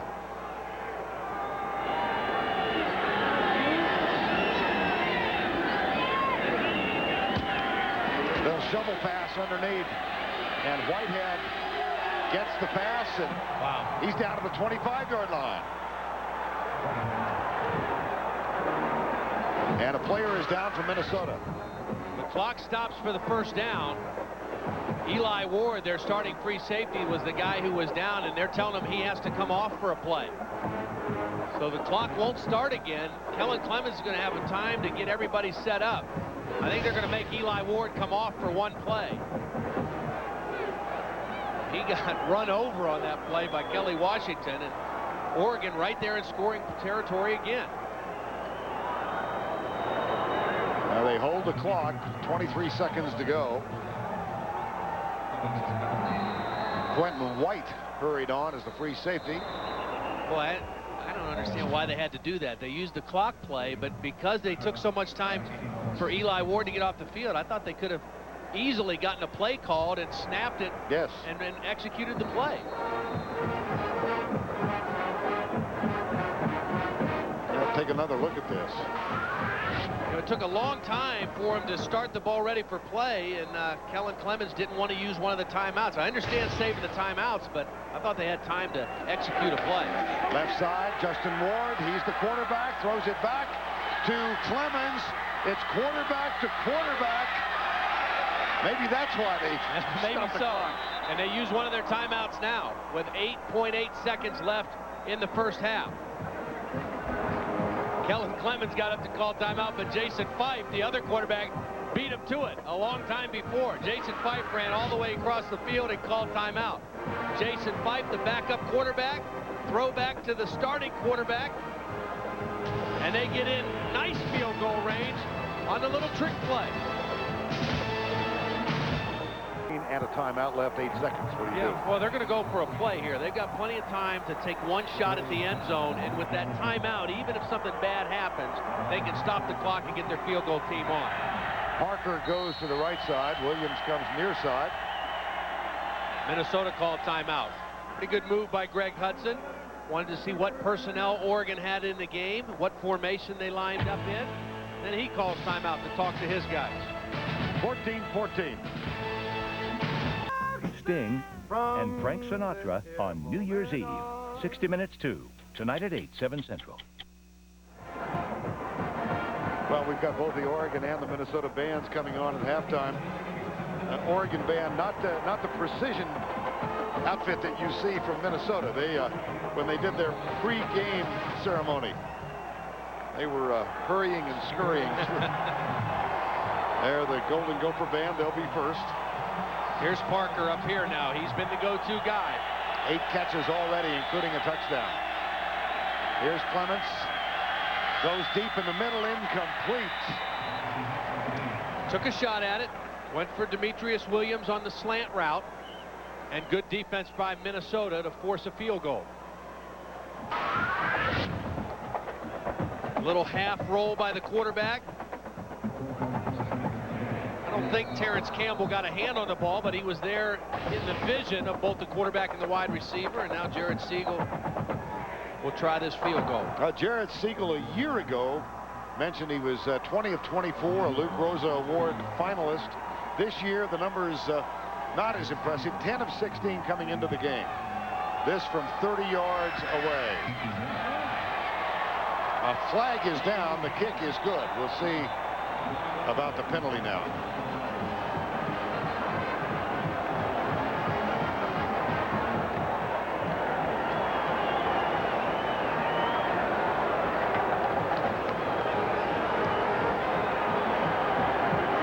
No flag on the play. There was 7 men on the line of scrimmage. The kick is good. Halftime. Jared Siegel knocks it home from 30 yards away to give the Ducks the lead over the Gophers. As we get ready to go to the break.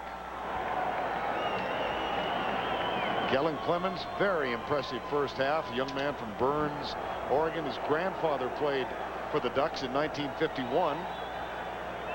And his dad played at Portland State. Let's go down to Jill Arrington. Jill? Coach Bellotti, you've got to be happy with the way your offense is moving the ball down the field, but what plans do you have for your defense to slow down what can be a dangerous Minnesota offense?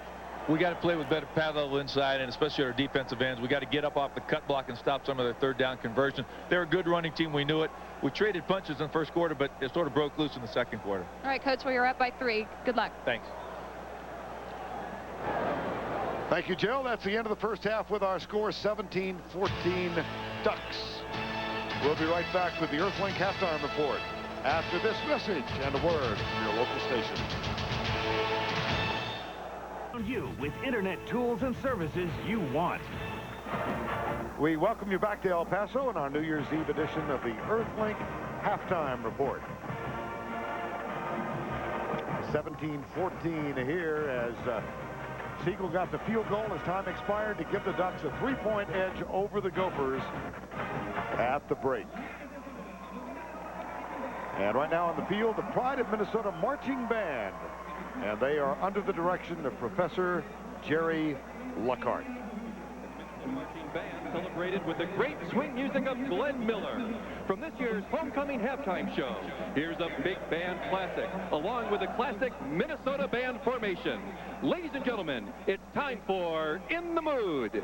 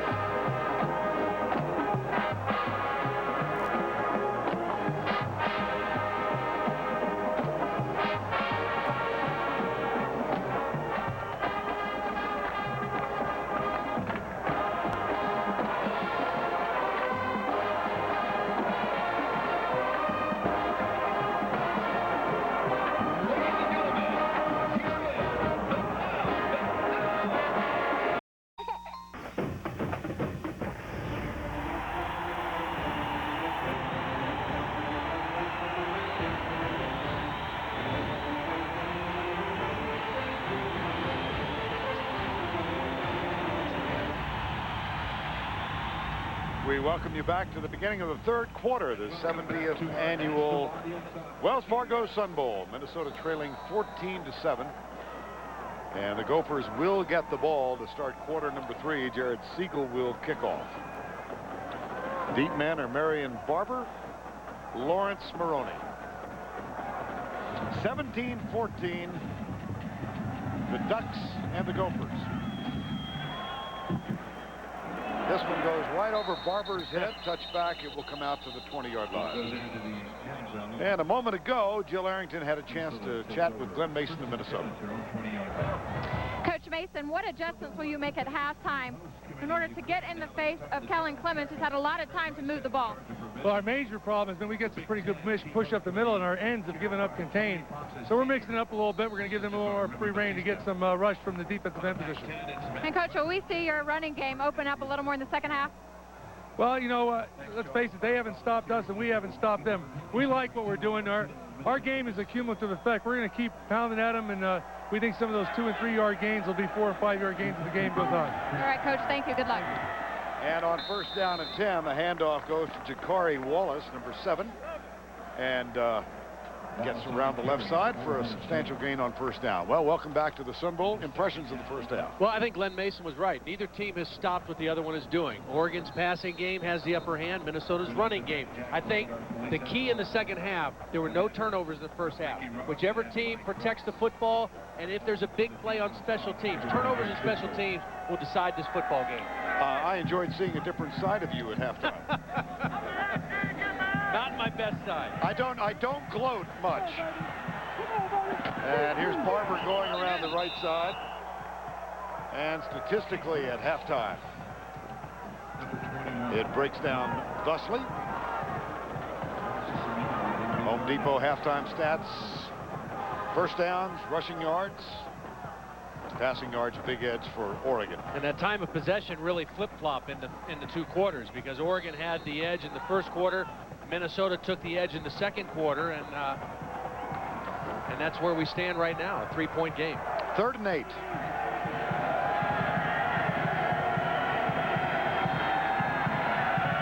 Here's the change from Abdul Khalik. Almost intercepted. Yeah, nice play. Nice play by Justin Finney. He read the slant. That's what they've tried to throw to Hosick. Finney limping off the field at the end of that play, taking himself off of the punt return team, or trying to. This was not a blitz. It was a quick throw, and Finney read the slant and got underneath the route. Ouch. Looks like he got his left ankle caught up underneath him on the tackle.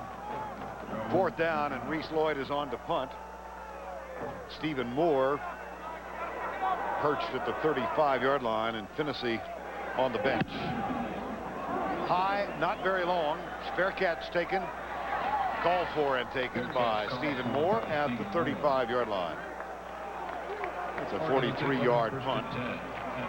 And the Oregon Ducks come on as Finney gets a little attention paid to that ankle. One of the things that Glen Mason talked about with Jill, their ends not keeping their contained, trying to mix some things up. We might see more stunts on the inside between the ends and the tackles. Maybe some linebackers coming from the outside, trying to confuse or at least disrupt the rhythm of Kellen Clemens, because he had a great rhythm throwing the football in that first half. And when it wasn't there, he made some plays running it himself. Handed off on 1st down, right side.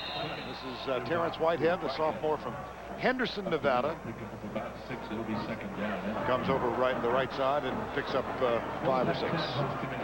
Well, the two quarterbacks, Asad Abdul Khalik, 7 of 14, and Kellen Clemens, 18 of 23. Those are Faucian numbers. Yeah, very good. And no interceptions for either guy. Dan Fouts, one of the great quarterbacks, of course, who played at Oregon, graduated back in '72, went on to some degree of fame in the NFL.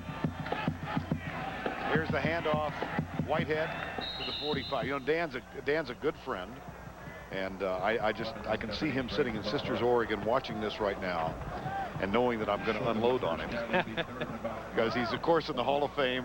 Well, there you see Dan Fouts in 1970 with 16 touchdown passes, and he's been surpassed by Kellen Clemens. Here's the thing that amazed me in his career at Oregon: 37 touchdown passes, 54 interceptions. You know who his backup was? Here's the handoff: Norv Turner. Dante Rosario with the carry, and see if he got the 1st down. It's going to be 4th down. They're not even going to measure. Kellen Clemens urging Mike Bellotti to go for it. When they played in 1999, a key play was a 4th and 11 play late in the game, and Mike Bellotti opted to go for it, and they converted. Here he's opting to try to pin Minnesota back with the punt. Probably a good decision at this point in the second half. So unless there is a fake here, neither team able to generate a 1st down on its first possession. Martinez nice and high, and a fair catch called by Marion Barber. He takes it at the 19-yard line. 36-yard punt, nothing on the return. Minnesota will take over 1st and 10 at their own. Early going 3rd quarter. Nice outfit. Nicer outfits. Welcome back to the Wells Fargo Sun Bowl. 70 consecutive years, the 70th anniversary. In the 60s, Oregon and SMU played in this newly expanded facility. Oregon won that game, the first national appearance, 64, the first game televised by CBS. 1968, and as we mentioned, Lindsey Nelson and Frank Gifford were the broadcasters for that game. Sun has made a reappearance as the Gophers have it on 1st down and 10. The handoff left side, it's Marion Barber. And let's check in with Jill Arrington. Jill? Well, Oregon's defense is pretty banged up. Justin Finnessy is on the field right now. Their cornerback, he sprained his left ankle. They taped it up, and he's back out there. Devin Long's left ankle, they x-rayed it. The x-rays are negative. He's also on the field. But Robbie Valenzuela is out of the game. He has a left ankle sprain. You know, the other guy that's out there right now is Jerry Madsen, number 52, who has a calf injury that he injured here at the Sun Bowl practicing and did not start the game. They started Justin Andrews in his place, but he is out there playing right now alongside of Kevin Mitchell, the other linebacker. On second down, the ball comes left side. See, these inside tackles for Oregon are good football players. I mean, they are holding their own in there. Olshansky and Ciavi'i. Junior Ciavi'i from American Samoa. Earlier this season, his mom and dad made that long flight from American Samoa, and they watched 3 games that the Ducks played, including the win over Michigan. And Junior said it was the first time, because he was at junior college here, he had not seen his father in 6 years. Oh my. So they had 3 weeks, as his mom about 3 years ago, but they had 3 weeks together in the middle of the season. That's great. There's the toss, right side. Maroney, he's nifty, still going. Chased by Lewis, caught by Lewis, but a first down, Minnesota. I'll tell you, I am so impressed with the vision of this young running back. I mean, he's a true freshman, although, you know, he's played a whole season, so he's really not a true freshman anymore. But watch his vision as he takes the outside toss, having trouble running inside, outside. Now watch, he's already looking for the next defenders. He makes Keith Lewis miss, cuts it all the way back across, but it's his eyesight, his vision downfield, knowing where the next tackler's coming from, allows him to make it a big play. Well, among those, he whipped Devin Long, who may not have been able to catch up because of the ankle problem. On first down, here's Abdul Khalik being chased by Devin Long again. And the pass is caught at the 13-yard line. And Devin Long is hurt. I mean, he had a shot, and he's limping after the play, and he's obviously not playing at 100%. May not have even gotten to Abdul Khalik if he was 100%, because he's pretty agile, but Devin Long, with that ankle wrapped up pretty good, is playing on guts more than on full strength right now. The sophomore from Anacortes leads this team with 10.5 sacks, but hampered by the ankle. First down and 10 after Patterson made the catch of 16 yards. Give it to the fullback, Thomas Tepe, number 44. J.D. Nelson with the tackle. Let's go back to the play prior to this one, Todd.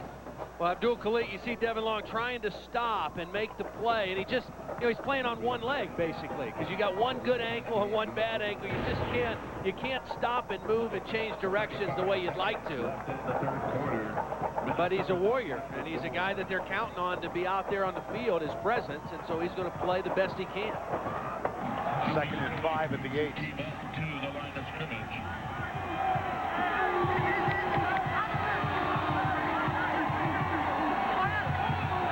Timeout.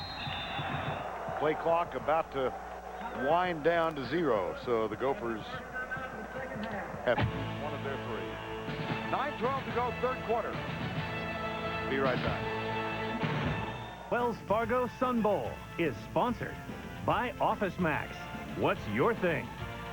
Beck's Beer, who reminds you that life beckons and you're holding the key. And by Pontiac, official performance machines of the NCAA.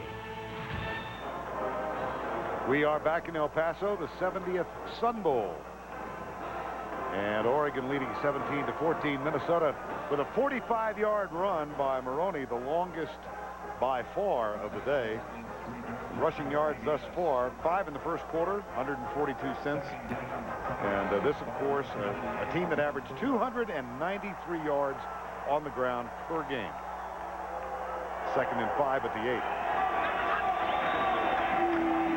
And they'll keep it on the ground. Marion Barber on the kick. Sophomore from Plymouth, Minnesota, with a couple of yards. It'll be 3rd down. 3rd down. 9 minutes to go. 3rd and 3.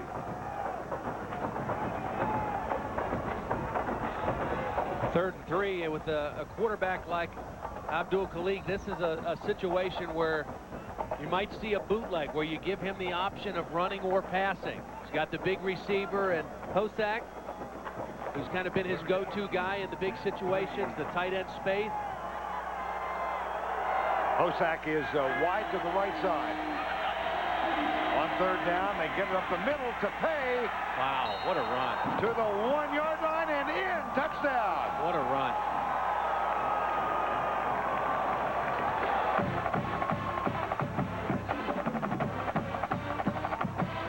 Thomas Tapei, the fifth-year senior. Born, as we mentioned, in Liberia, now lives in St. Paul. Just powerful running by Taipei.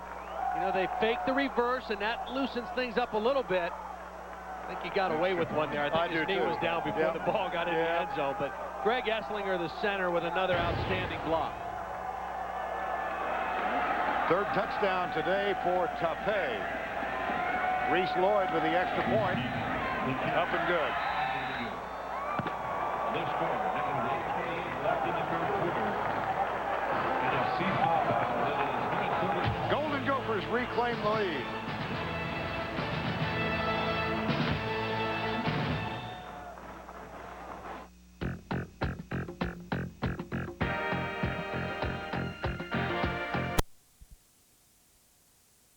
Spend New Year's Eve with the King of Queens and see why Entertainment Weekly calls it the funniest program on the air. The King of Queens tonight, 9, 8 Central, 7 Mountain Time on CBS. 3 minutes easy. Also have a substitution from the airport and anywhere within a 21-17, Minnesota. 8:28 to go. Third quarter.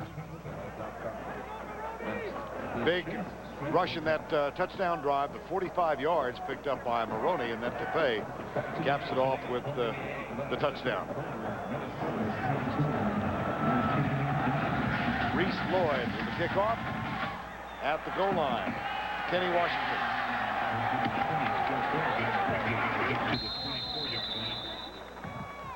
Ducks take over at the 24-yard line. Let's go back and take a look at the touchdown. I've talked about the center, Greg Esslinger. Now, I want you to watch him, how athletic he is as he moves around here and gets the block on Jerry Madsen. Watch the center snap the ball, and then the good feet to get inside and then pin that linebacker to the inside and allow Tapei to get into the end zone. I mean, he is an outstanding young football player, sophomore, out of Bismarck, North Dakota. And again, the best, voted by both the media and the coaches as the top center in the Big Ten. Glen Mason telling us he's one of the best he's ever been around. Glenn would know, longtime offensive line coach, Ohio State, among other places. On first down, man open, Tim Day, the tight end, and Clemens, one of the few errant passes he has had today. 2nd and 10. Yeah, he had Tim Day open. He just threw that ball a little bit behind his big tight end. Good idea to try to get him into the game because, you know, he has not really been a factor. You see number 85 working on the post route. Nice stick move, and he was open, but Clemens just too far behind him for the big guy to make the catch. Jason Fife, the backup quarterback, is back on the field as a wide receiver. He's top of the screen, wide left. Clemens deep right side for Sammy Parker. He had separation, and the pass is overthrown. Well, that's 2 plays in a row now where he's had his guys open, and Clemens just not able to make the catch. I'm impressed with the Oregon offensive line in this football game. They've protected their quarterback. They've opened up some good running lanes. But 2 misfires in a row now. It's 3rd and 10 for Oregon. You don't want to put your defense right back on the field. You know, that was a kind of a punishing drive that Minnesota just ran against you. And now 3rd down, and the chances of going 3 and out, not good for Oregon. 3rd and 10. 3-man rush for the Gophers. Clemens goes left side, and he's got his tight end, but that's short of the first down at the 29-yard line. Good defense. And it was only a 3-man rush, but Darrell Reed, number 51, got enough pressure to force Kelly Clemens to go to an alternate receiver. He had to dump it off to a short receiver because Darrell Reed was in there around his legs. 2nd consecutive 3 and out Watch Darrell Reed, number 51, just pushes the center, and he's going to be just in there enough to make Clemens get rid of the football before he wanted to. Paul Martinez. And Marion Barber calls for the fair catch, takes it at the 43-yard line. Good field position again for Minnesota. And only a 29-yard punt. The reason for that for Martinez. 7 minutes and 25 seconds to go. Quarter number 3. Gophers lead the Ducks. Catch all his #1 greatest hits and join celebrity guest Beyonce, Quincy Jones, and many more. Plus a new song by Michael. Don't miss Michael Jackson #1s Friday at 8, 7 Central on CBS. Oofta. That's my first Scandinavian oofta today. You ever had lutefisk? No. You don't want to. Cod soaked in lime.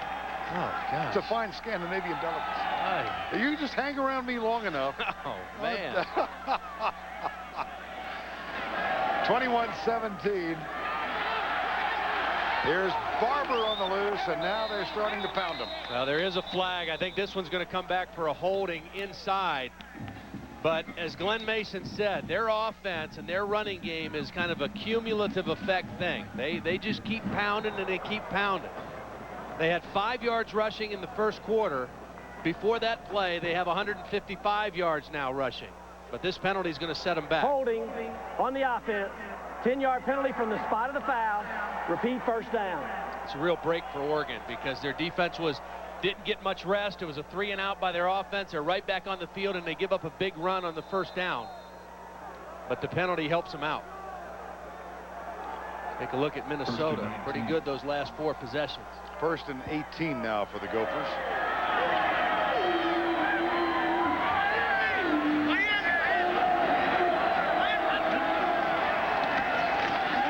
Good collision. Nice defensive job. Quinn Dorsey. He stayed at home, you know, because that was a play where Tape was trying to cut it back. It was an inside zone play, and he was going to try to cut it back. And where those cutbacks are effective is if guys chase the play or if they get out of their position. And Quinn Dorsey stayed right at home in his position, was ready for the cutback. Dorsey from Denver, Colorado. 2nd and 17 after the 1 game. Had to sit out first 5 games of this year, did Dorsey, because of an NCAA suspension. And here's Abdul Khalik, deep right side. Just about. Jakari Wallace, number 7, was deep, and Abdul Khalik hit the deck after he let it go. Yeah, Igor Olshansky with good pressure on the inside. Boy, he's a physical specimen now. I'll tell you, 6'6", 310 pounds. Chiseled out of granite. And in my continuing quest to bring together the worlds of football and figure skating, he was born in Dnipropetrovsk, which is also the hometown of Oksana Bayul, who won the 1994 gold medal. Stick with me. That's amazing. I'm not even going to try to say that. That's beautiful. Here's the toss, left side. Olshansky did tell me yesterday that he has not met Oksana Bayul, so that was a reach. Came here when he was 7 years of age. His mom and dad immigrated from Dnipropetrovsk and went to San Francisco.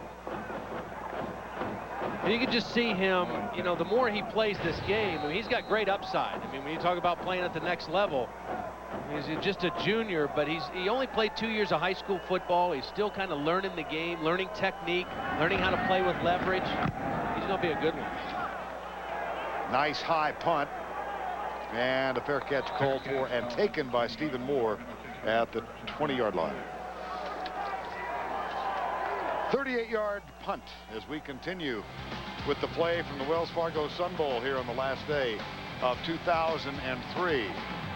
Well, in the 80s, Maryland defeated Tennessee. The John Hancock people came aboard in 1986. Thurman Thomas led Oklahoma State in 87. And Pat Hayden and I had the honor of broadcasting that Army-Alabama game, 29-28 in 1988. Derek Thomas played in that game for Alabama, the late Derek Thomas. And that was the first time I'd ever been exposed to the Army Corps. What a wonderful group of kids. I still remember Mike Mayweather from that year. Here's the pass to Parker out on the left side. Well, that's 10 catches now for Sammy Parker. He has obviously been a guy that Minnesota, I don't think Minnesota can cover these receivers. And it's just a matter of the other options are to get pressure or to hope that Kellen Clemens misfires a little bit. But I don't think they are able to cover these guys. If the wide receiver screen, the other receiver has to get a block. Demetrius Williams with the key block out there, and that turns into good game. 10 yards and a first down. Parker 10 for 95 and a touchdown. That is a career high. There's Clemens, left side. Matt Floberg, number 32, the fullback, with the catch. Justin Fraley on the tackle. He's in there starting at strong safety. Justin Fraley's from Cleveland, Ohio, Benedictine High School. I had him in my quarterback camp when he was a sophomore. And he, I guess that shows you what kind of a quarterback coach I am. He turned into a strong safety at Minnesota. Oh, he was a great athlete in high school and played a lot of different positions, and he's had a nice career for Minnesota.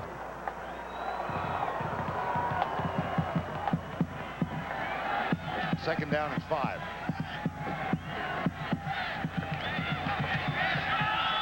Clemens, quarterback draw, comes right side, stiff arm. Wow! Good defense. Yes, it was. You know, it was Terrence Shaw. He was the first guy. His nickname is Stick because he's kind of lean. He's tall and lean. And he strung it out, and then Isom came and finished it off. It looked like Clemens might get the first down at first, but Terrence Campbell is the first guy. He's the guy that gets stiff-armed, but he forced him to go wide. And the wider he went, the more white shirts were able to get there to make the play. Good play by Terrence Campbell. And that brings up a 3rd and 4 with 4.5 to go in the third quarter. A lot of shifting and moving. That's the difference in this Oregon offense. From Andy Ludwig, the new offensive coordinator. Williams out of the backfield, and a nice job defensively by Justin Isom, number 20, on Demetrius Williams. Ladies and gentlemen, Kellen Clemens has had a pretty good day. I mean, he's been able to stand back there and find things. When he doesn't see what he likes, he's been able to make some plays running the football. Has not turned it over. 22 of 29 for 205 yards and a pair of touchdowns so far in this football game. And again, I get back to the point, turnovers. Neither team with a turnover, I still think that's going to be a critical aspect in who wins this game. They did get a first down on the last play, and here's Clemens. They're going to rule him. Yeah, that'll be... They're going to call intentional grounding. I thought they might have called him down as a sack. Again, it was Darrell Reed in there, number 51. The first time in a long time that Minnesota has gotten quick pressure on Kellen Clemens. He was not outside of the tackle box when he tried to throw that away. Watch Darrell Reed with the quick pressure inside, beat the right guard, and right there on top of the quarterback. That's the best offensive lineman that Oregon has, too. Adam Snyder, first team all Pac-10. Darrell Reed went around him quick.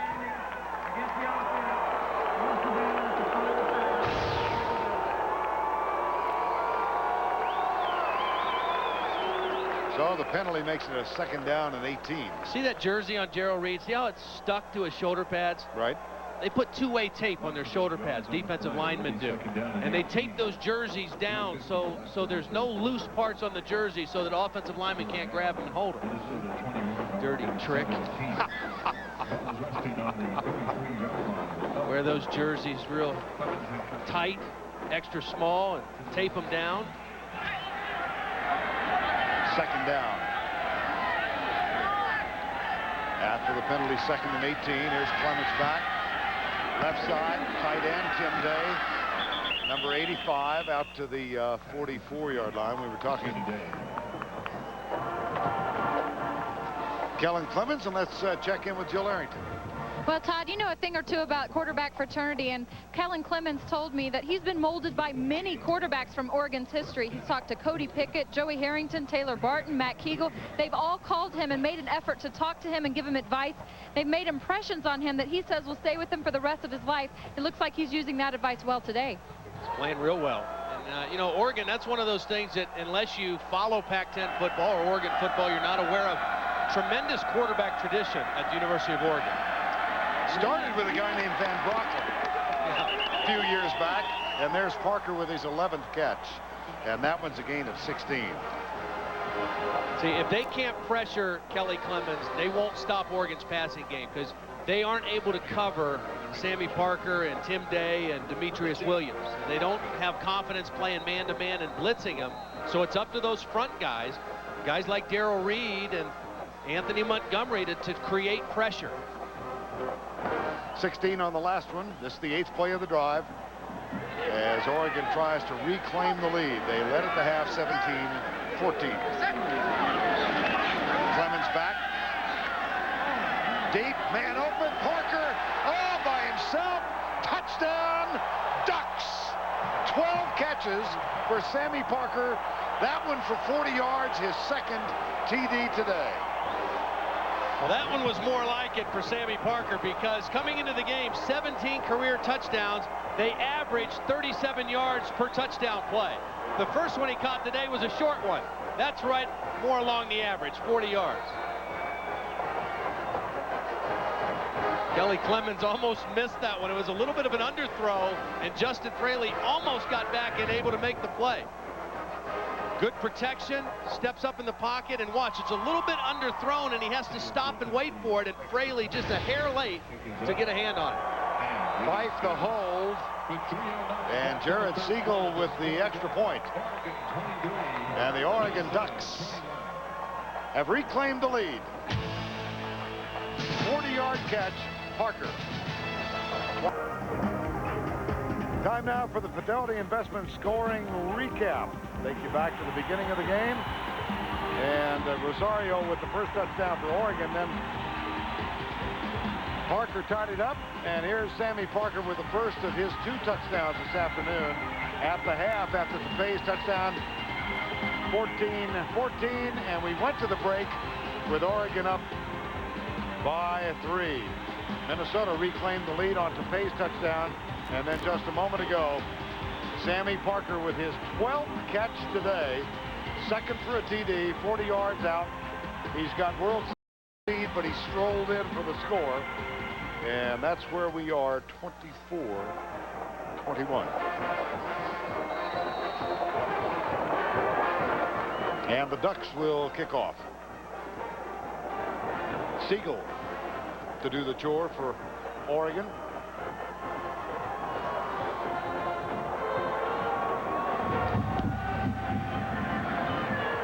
This one taken at the 20-yard line.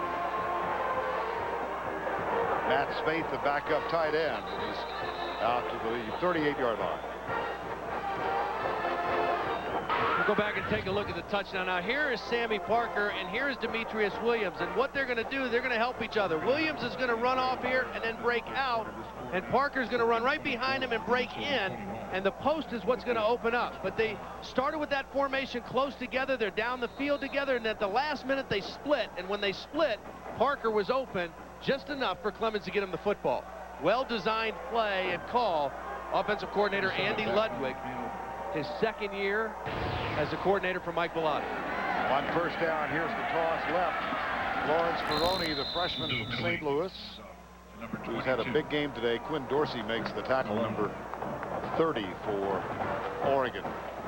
Yeah, I like him. I mean, you know, Marion Barber, I think, is an excellent back too. He's had a great year, but I sure like Lawrence Maroney. He's got a little more burst, I think, to him. Well, the Sun Bowl record tied, as you see, 12 for 151, and Oregon, of course, with a quarter and 2 minutes to go. Left side, Maroney again.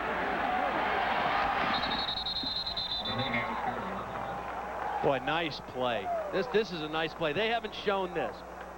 Minnesota's got two coordinators, co-offensive coordinators. Tony Peterson, who's the quarterback coach, Mitch Browning, who's the tackle and tight ends coach.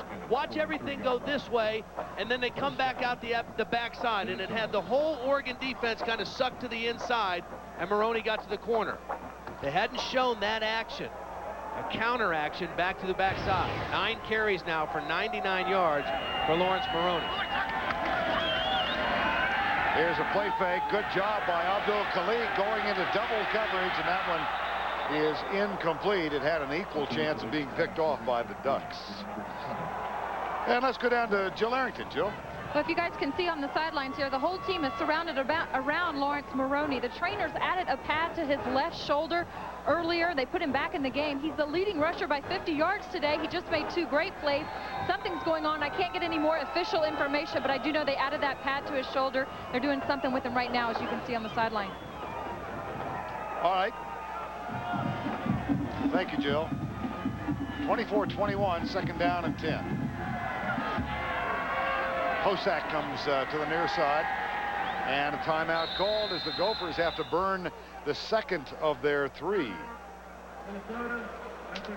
And Abdul Khalik comes over to chat with Glen Mason. We've got 2:15 to go, third quarter. Third quarter, Oregon 24-21. A big effort so far, though, by Lawrence Maroney. He's now moved into second place among freshman rushers this season, and has a chance to surpass Jerry Seymour. Maroney's in the middle of that pack somewhere. I'm not sure what they're doing. I don't know. Unless they don't want anybody to see what they're fixing or changing or adjusting. That could be.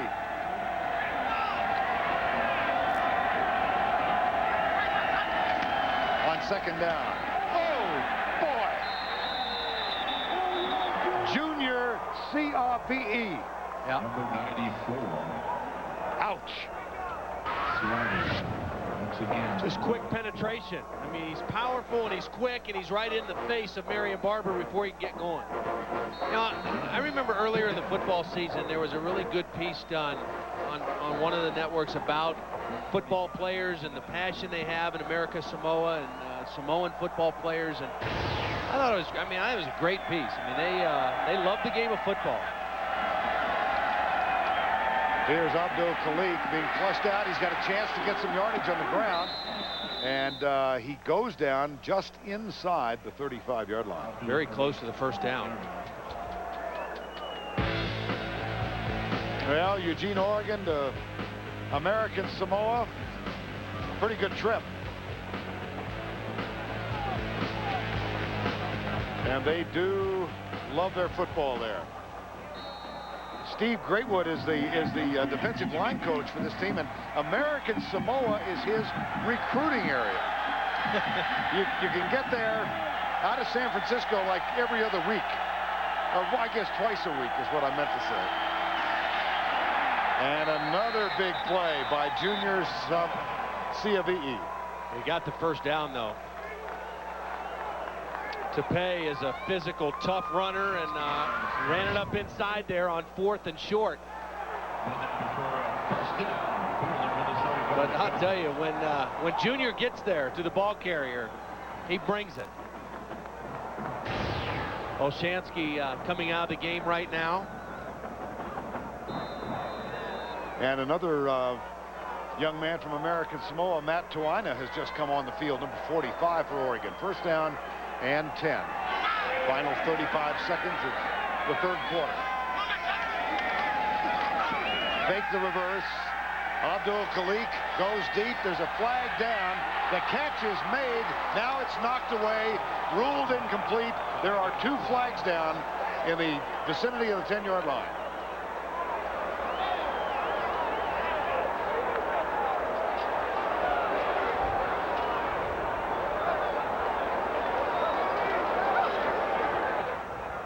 A little bit of a trick play, bringing the back out of the backfield. You've been running the ball with success. You go play action and slip Tepe out on a wheel route. And interesting to see what the call is going to be.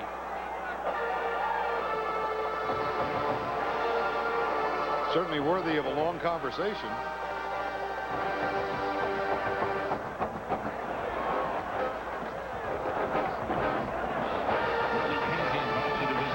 All right, here's Steve Shaw, defensive holding. Yep.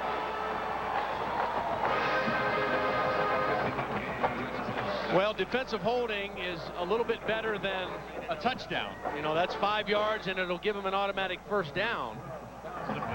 Holding on the defense. 10-yard penalty from the previous spot. 1st and 10. 10 yards, I should say. Finney disagrees with it. And Lawrence Maroney and Marion Barber back on the field. Jill Arrington and her producer Debbie Bullock telling us just a moment ago that the players on the Minnesota bench were trying to hide the fact that they were working on Maroney's left shoulder. So that's the reason they had the towels up. And he is back in there now. With Barber. Here he comes. Here's the reverse. There he goes. Touchdown.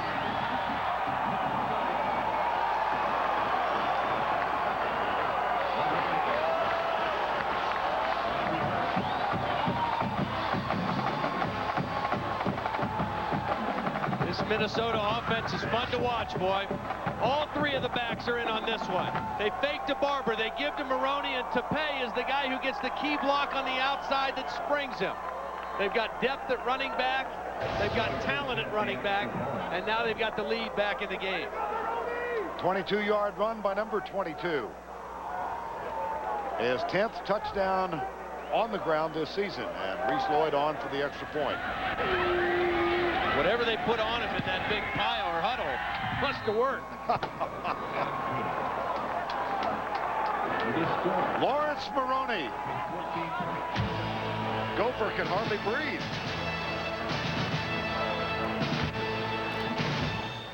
Go.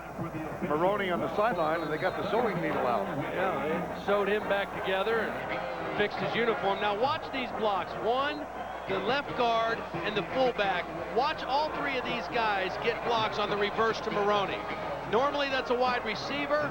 Ellerson is the guy that normally runs this play, but Maroney's in. But all 3 guys, excellent execution. They fooled the Oregon defense. And Maroney, with his sewed-up uniform, takes it to the end zone. He has been impressive.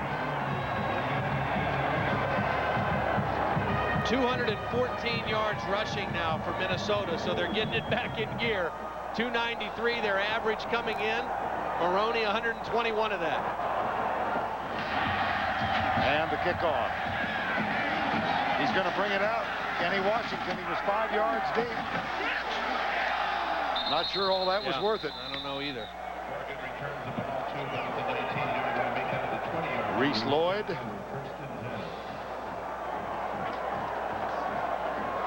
Well, the ground game now being emphasized with excellence.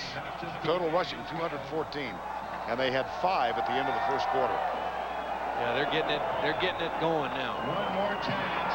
You know, it's interesting. You talk about balance offense.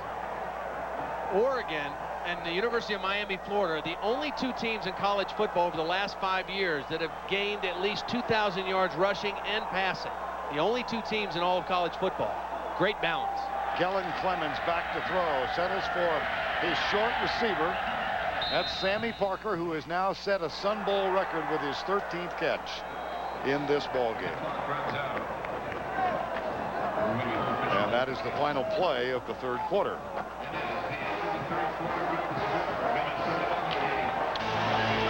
We've reached the end of 3 with Minnesota leading by 4.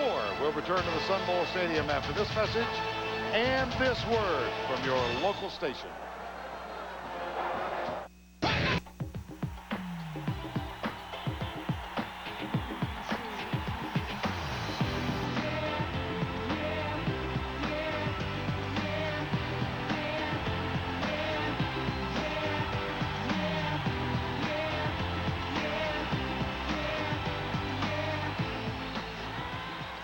'70th Sun Bowl from El Paso, Texas. We began the final quarter. Vern Lundquist, Todd Blackledge, and Jill Arrington.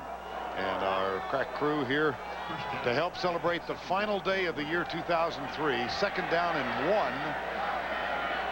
Oregon After the catch, here's a play fake. Clemens flips it out. Sammy Parker with his 14th catch, and he is down with a first down. 14:51 to go in the final quarter of play. I'll tell you, the bowls this year, other than Nebraska's 17-3 win the other night in the Alamo Bowl, and Fresno State beat UCLA 17-9, all the other bowl games have been offense dominated, and we've got the same kind of game. Neither defense can stop what the other team is doing. Minnesota running it, Oregon passing it. Whoever scores last and whoever doesn't turn the ball over is going to win this game. 4-point margin currently, and here's the handoff to Terrence Whitehead out to the 32-yard line. Now, Sammy Parker, the track star football player, #1 with the Sun Bowl record number of catches today, 14 for 162. Wow. And a couple of touchdowns. Young man from the Los Angeles area. His stepfather shot and killed back in September, a family tragedy that Sammy Parker and his mom had to deal with. 2nd down and 5.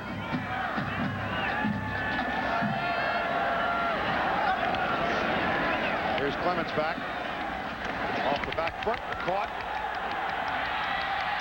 See, they just can't cover these guys. I mean, part of it is they're down a little bit because their starting corner is not out there. Trumaine Banks got sent home for disciplinary reasons, but part of it is also they can't get pressure on Kellen Clemens, and so I'm impressed with what both offensive lines have done. Oregon has done a great job of protecting their quarterback, opening up a little bit of running lanes, and the Minnesota offensive line doing their thing.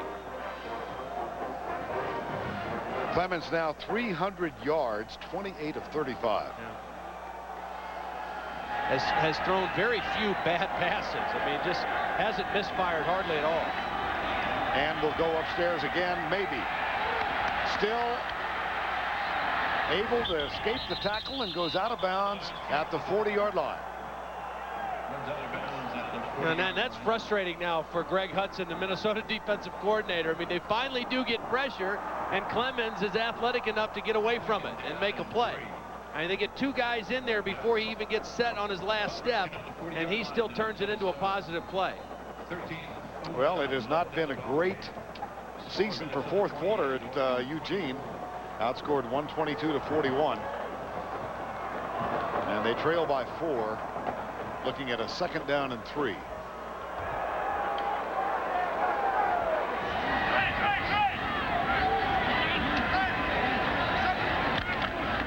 Toss it left side. Nice play. 30-yard line. Very nice play. Kenny Washington, number 20, gets the first down for the Oregon. Well, they can't stop each other. No, they can't. I mean, neither team has an answer right now for what the other guys are doing on offense. And so, I mean, it's going to come down to if a team drops the ball or throws an interception or a ball gets knocked down or something is going to turn the tide, because neither defense is proving right now that they're able to come up with the play to stop the other guy. That's an Oregon first down at the Minnesota 30-yard line.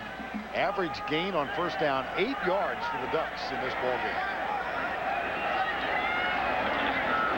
Clemens rolling out and looking back to his left. There's Parker, not there, and he was open. Yep.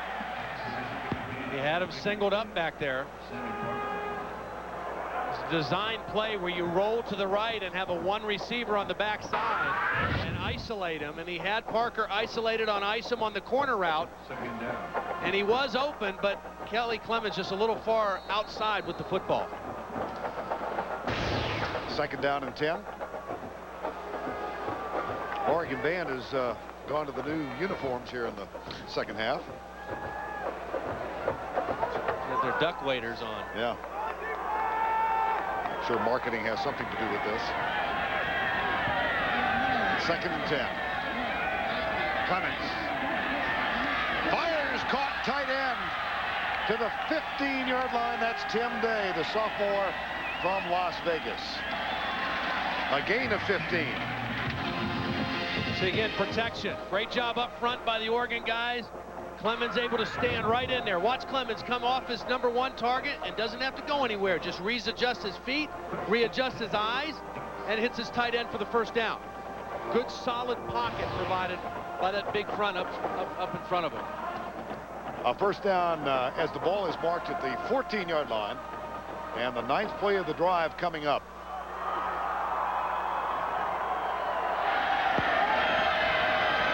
Blitz. Clemens, they got him this time. Yep. At the 21-yard line. Well-timed blitz by Minnesota. They came with pressure from the outside, and that forced Clemens to step up. And then the second guy there was able to wrap him up, Montgomery, with the sack. Anthony Montgomery, the sophomore from Cleveland, Ohio. The blitz is going to come from the top. Number 52, nobody there to pick him up. They had a guy, Whitehead was supposed to pick him up, but he was late getting into his block and didn't make the play. Mike Bellotti knows, you know, that shouldn't have happened because we had a guy responsible to pick him up. Loss of 7. That was the second sack today. And the line of scrimmage, the 21-yard line. Here's Clemens back, right side, out of the backfield. It's Dante Rosario who has a touchdown catch in this ball game. And he's knocked out of bounds just short of the 11-yard line.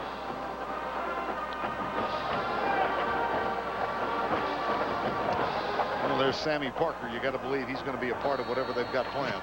I think so. And I think Tim Day is the tight end, is the other guy that I would be aware of here in this part of the field. He's made a couple big catches in the middle.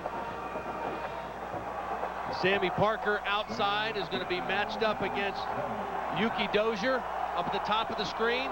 Tim Day on the left side. 3rd and 7. Here's Clemens, quarterback draw. And he is knocked down at the 14-yard line by Mark Losley, number 97. Yeah, he read the draw. His eyes were on the quarterback. Oregon was counting on Minnesota to just rush up the field and play pass all the way. But watch Losley, number 97. He's watching the quarterback, so he turns it right down inside on the draw as soon as he read it. Well played by Mark Losley.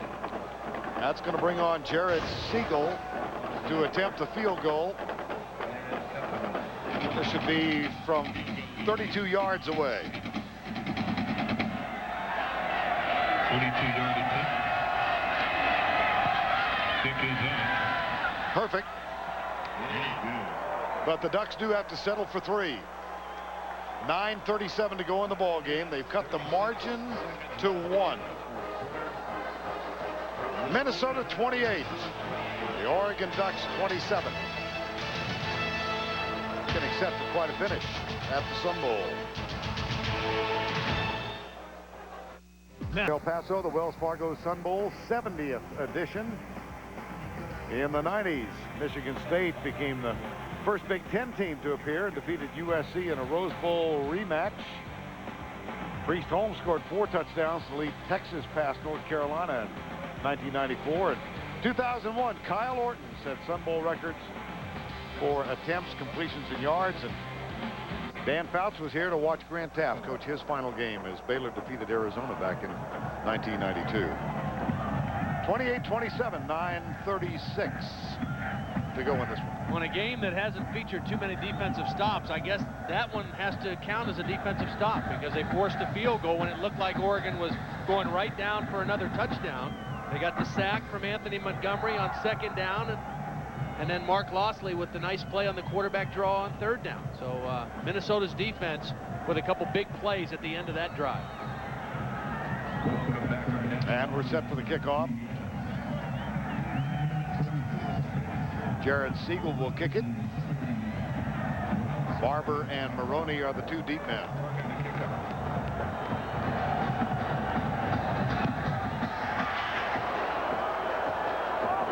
Out of bounds. Not good. Nope.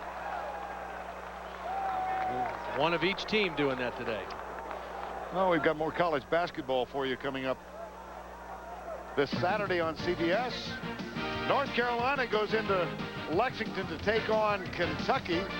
And Michigan State, struggling with that outstanding schedule that Tom Izzo posted, goes into New York to take on Syracuse. Saturday, 12 Eastern time on CBS. First down and 10. That kick is bad. I'm telling you now, you're having trouble stopping this running game. You give the ball on the 35-yard line. You want to make them go the long field as much as you possibly can. On first down, they pick up 4. Well, second half possessions, this is their 5th. They've had to punt twice, but they've scored 2 touchdowns. When you have good field position, you can be a lot more liberal in your play calling. You know, when you're down inside your 20, you tend to be a little bit more conservative. Out around the 40-yard line now, they can afford to mix it up pretty easily. Second down at 6.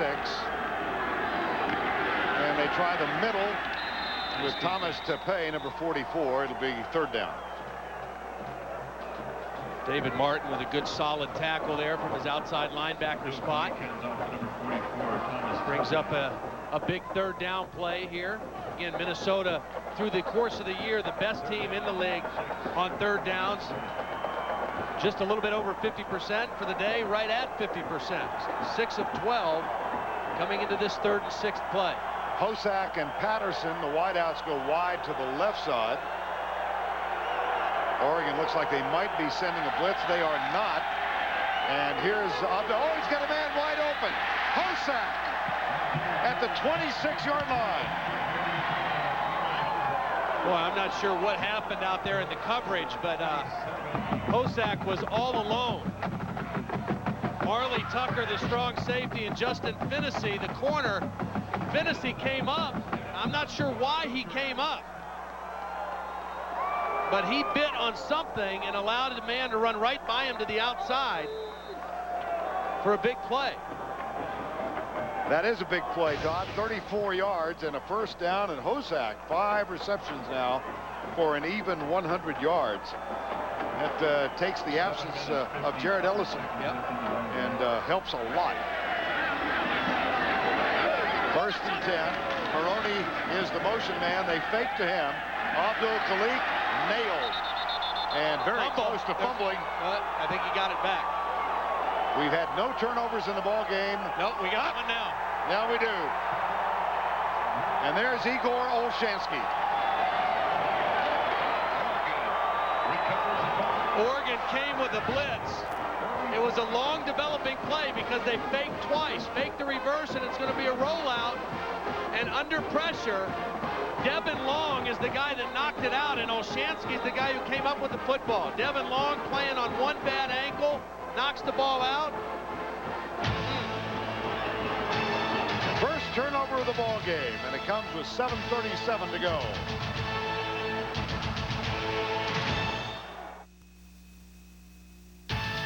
CBS Sports presentation of the Wells Fargo Sun Bowl is sponsored by Wells Fargo, the next stage, Sony, and by the newly redesigned 2004 Pontiac Grand Prix, fuel for the soul.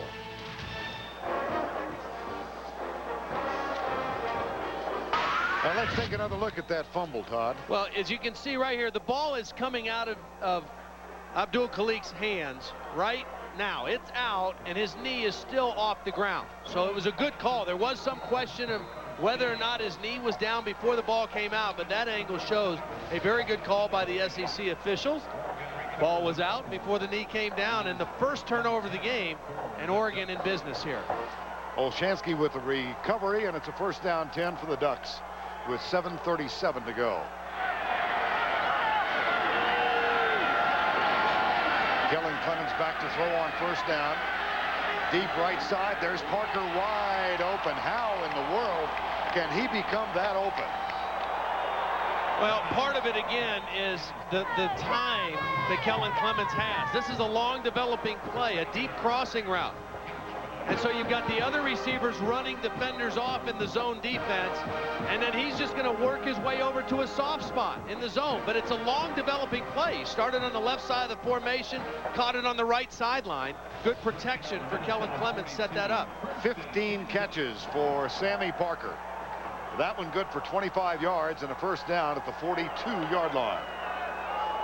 On the ground, right side, Terrence Whitehead. And he's good for a gain of 7. 1-point margin, under 7 to go, second down and 3. Second and 3. One of the things now that Oregon wants to do, obviously take the lead. You'd love a touchdown rather than a field goal, but the other thing is you want to work that clock. I mean, you want to work as much time off the clock as you can. And the other thing to remember, Minnesota had to use 2 of their timeouts early in the second half, so they only have 1 timeout left, and they're going to have to work against the clock. So Oregon wants to work that clock as much as they can. This is Day in the backfield as the lead blocker, the fullback, and nothing doing on second down. That's going to bring up 3rd and 3 from the 35. Yeah, big play by the front 4 of Minnesota's defense, stepping up on that second down play. Klopinski comes to the near side.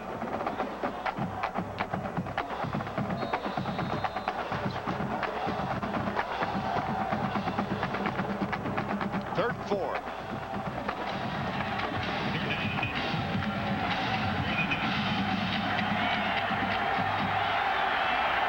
One-point game. 3rd and 4 at the 36.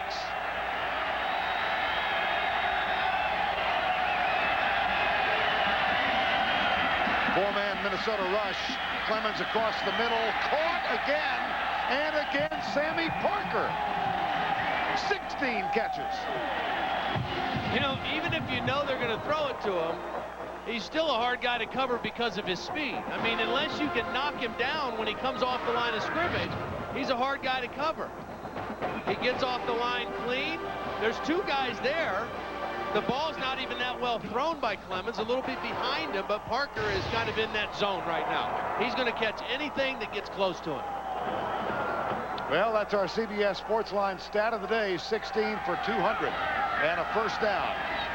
Here's Clemens with a fake, goes deep for Jason Fife, and it should have been picked off.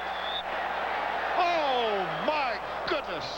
Eli Ward, both hands on it. Well, there was a couple mistakes on this play. First of all, Kellen Clemens pulled the string on it because he thought he had an easy touchdown. Breaks up the pass. As you see Demetrius Williams hobbling off. Second down. It was a perfect play call. You fake the screen, which you've thrown several times. Now you got a guy running wide open, and Kelly Clemens didn't set his feet and make a long throw. It was underthrown and almost picked off by Eli Ward. Boy, they had the touchdown to Fife if he just sets his feet and throws it to the end zone. And they also lost Demetrius Williams on the play. He limps over to the bench. You see that injured on the collision with Jason Fife. Boy, that's one of those plays that you set up. You can only call it once. You've run the wide receiver screen. They had it. They didn't convert. Clemens for the play fake. Right side, knocked down. Mark Losley. Now Sammy Parker. What a day he's had.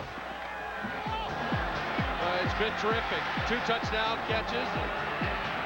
How many catches now? 15? 14? 16? My goodness. And time to celebrate earlier. It's now 3rd and 10, though, with 5:04 to go. 16 for 200 yards. You know, and as good as his day has been, the catch he needs to make maybe on this play might be the most important play of the game. You know, I mean, they need to make a play here on 3rd down. No blitz. 3-man rush, as a matter of fact, and they got him. And they got him out of field goal range, too. That's the important thing of that sack. Paul Nixon. Nixon in on the stop.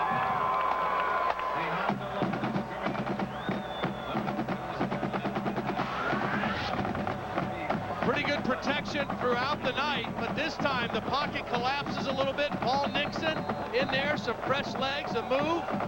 Sammy Parker had his man turned around on the corner route, but Clemens with not enough time, and now Siegel with the long field goal attempt. Well, it's within his range. It's 47 yards.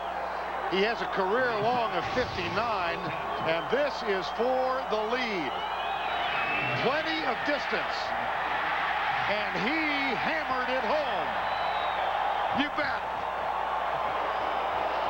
You know, he was only 3 of 8 from 40 or above coming into that one, and he nailed that one. Jared Siegel, 47 yards, Ducks lead. Mike Bellotti. Yep, we got the lead back.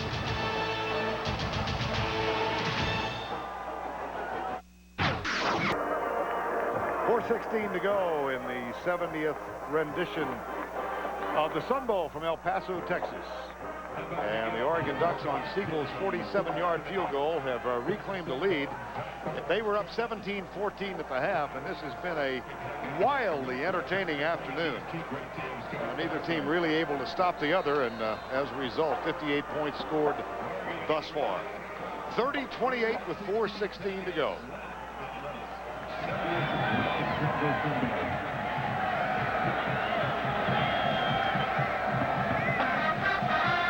Jared Siegel.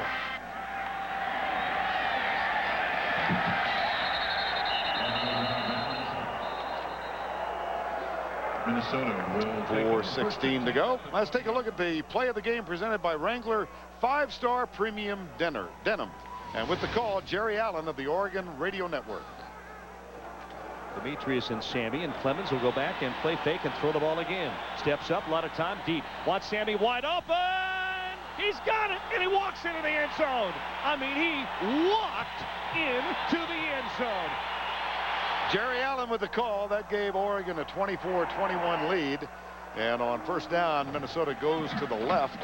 That was Marion Barber with the carry.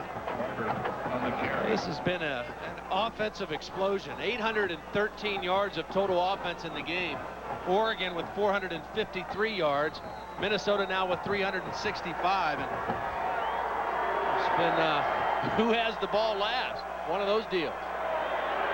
Right side out to the 26-yard line. That's Marion Barber again. His dad, of course, Marion Barber Jr., played at Minnesota and then in the NFL with the New York Jets. Distinguished career. Marion Barber III grew up in Plymouth, Minnesota. 3rd and 4. Huge There's play his right dad. here. Go for running back, 77-80. 3rd down. 3rd and 4.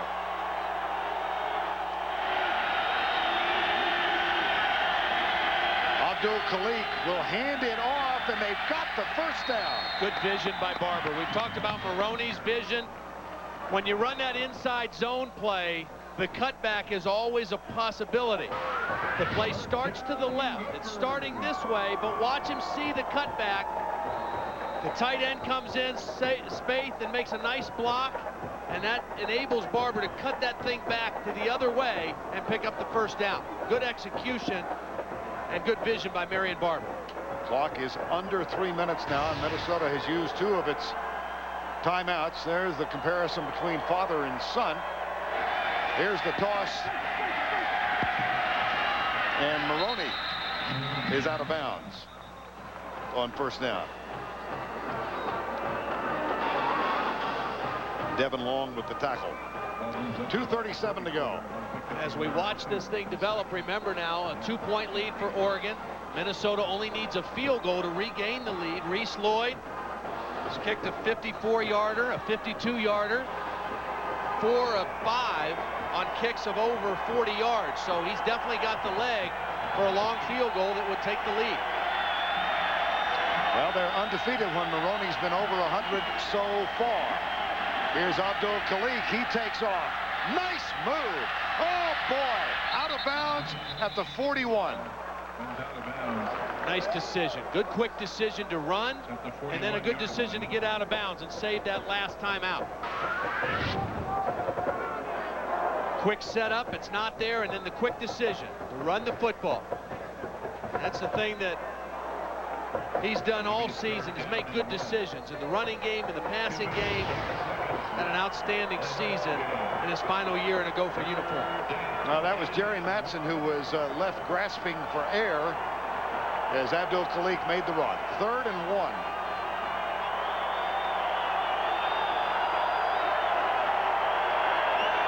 Inside, they've given it to the fullback, Thomas Tepe, and it appears he got enough to move the chain. Yep. 1 timeout remaining for Minnesota. BCS games coming up. Florida State, Miami, of course, USC, Michigan. Michigan and then Ohio State, Kansas State, and finally in the Sugar Bowl, LSU and Oklahoma. Abdul Khalik. Patterson makes the catch, and they move across the 50 with 2:10 to go.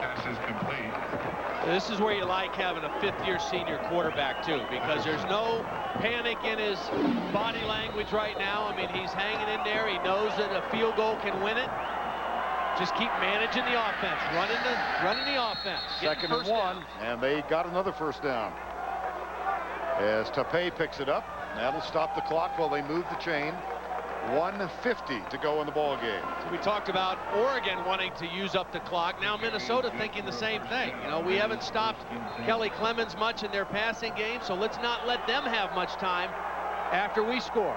Option play. Abdul Khalik nailed. Jerry Maxson, number 52. Playing on a bad leg. Playing because he wants to be out there with his guys. The junior from Edmonds, Washington, makes a huge play and forces Minnesota to burn their last time out. It's an option, and Matson from his middle linebacker reads it quickly and slides in there and makes the play. Well done by Jerry Matson. Minnesota has used its final timeout with 96 seconds to go. Reese Lloyd hoping he gets a chance for the game winner for the Golden Gophers. His career long is 54. Young man who came over with his family from England when he was a youngster, now second down and 12. And Asad Abdul Khalik looks to throw it, fires it out for Patterson. He gets a good block, and Patterson is out of bounds to stop the clock at the 39-yard line, and that is going to the tackle by Keith Lewis leave them short of the first down. That's another fifth-year senior, Tony Patterson, who does an excellent job of getting as much yardage as he can on this and then getting out of bounds. Don't get tackled in bounds. Fight your way to the sideline and stop that clock.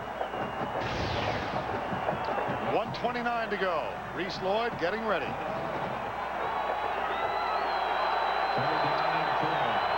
Third and 4.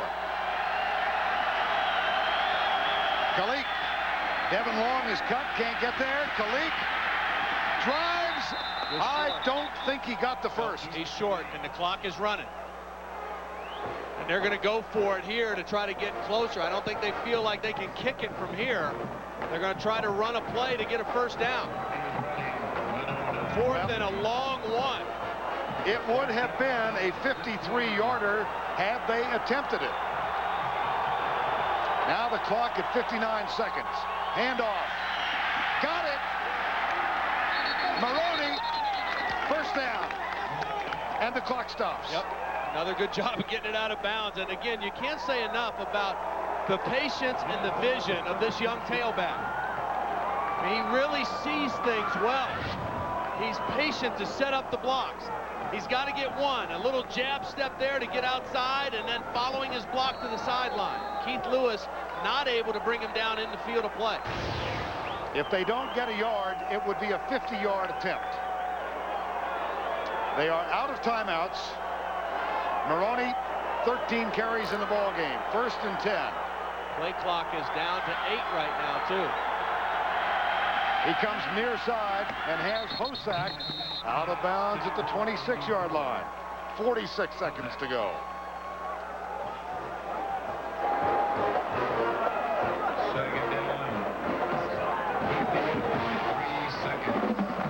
Second down. Reese Lloyd with a huge game winner against Wisconsin earlier in the year as time expired to win the Axe.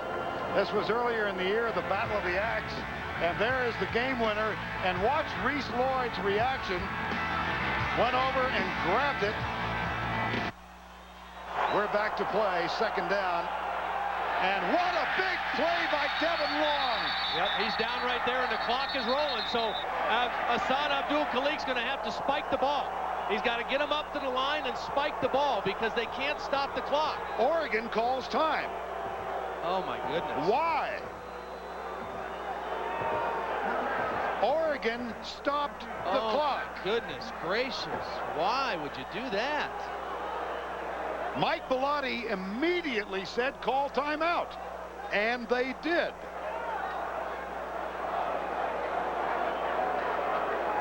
I don't get it. Wow.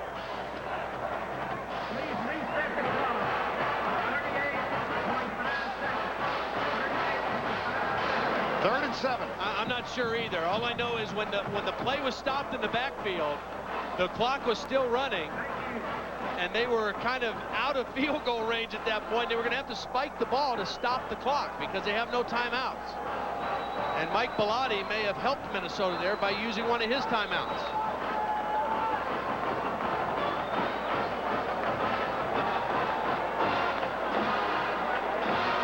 They've added a few seconds to the clock, 38.5 seconds now.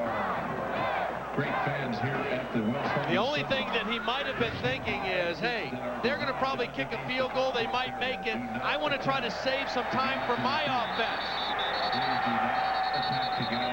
I don't know. I don't either. There's Bellotti signaling call time, and you see the clock.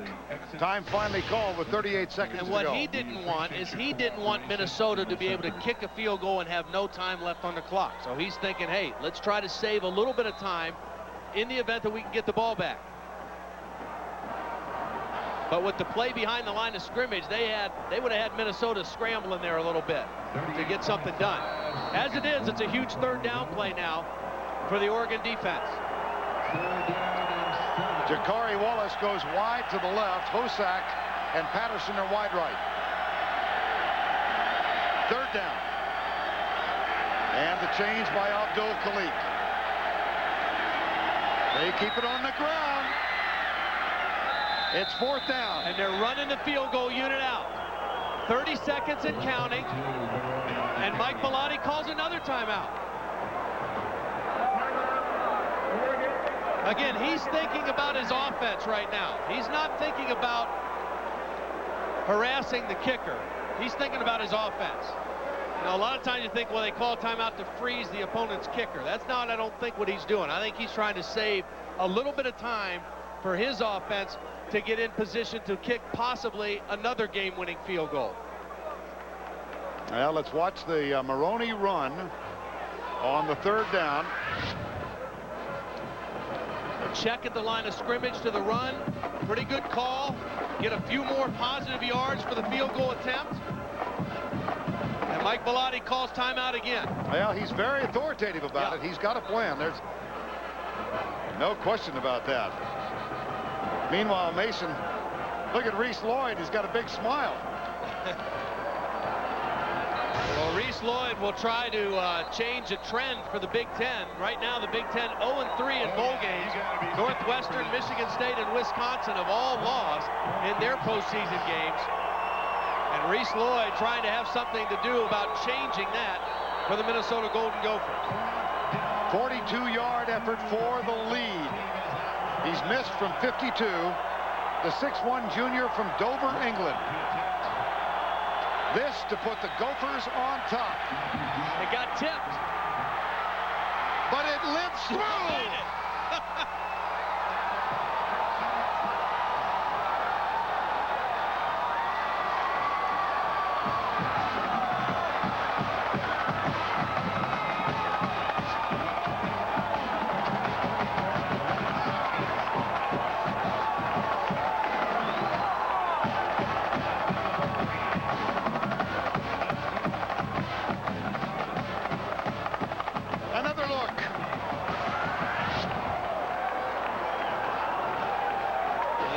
Definitely got tipped early on.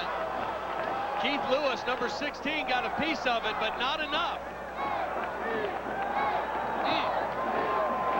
Winston, isn't that what Glen Mason calls him? Winston Churchill? Yes.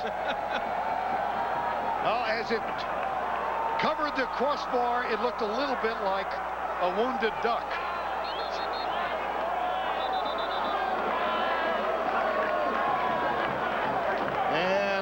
Mike Bellotti, who used 2 timeouts to preserve time on the clock and perhaps give Reese Lloyd time to calm down and not have to hurry out and fight the clock. But at this point now, here's what he's thinking, is you know, we need a field goal to win. Jared Siegel's got some confidence right now. He's got a strong leg. If we can get a good return here and Kellen Clemens can hit a couple plays, we'll have a chance. And that's why he used those timeouts to give his offense a little bit of time. Reese Lloyd will kick it off. 23 seconds to go. Here's the kick. They'll bring it out. At the 20-yard line. Nice with 19 seconds to go. That was a win for Minnesota, because if he stays in the end zone, they get it at the 20. He runs it out, he uses some clock, and they still get to the 20. So Minnesota's defense with 80 yards of field to defend.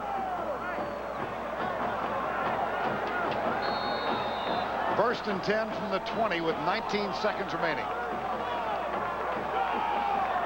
Minnesota is in a definite prevent defense, and they've got a bunch of guys back at the 50-yard line, so they're going to give up some completions.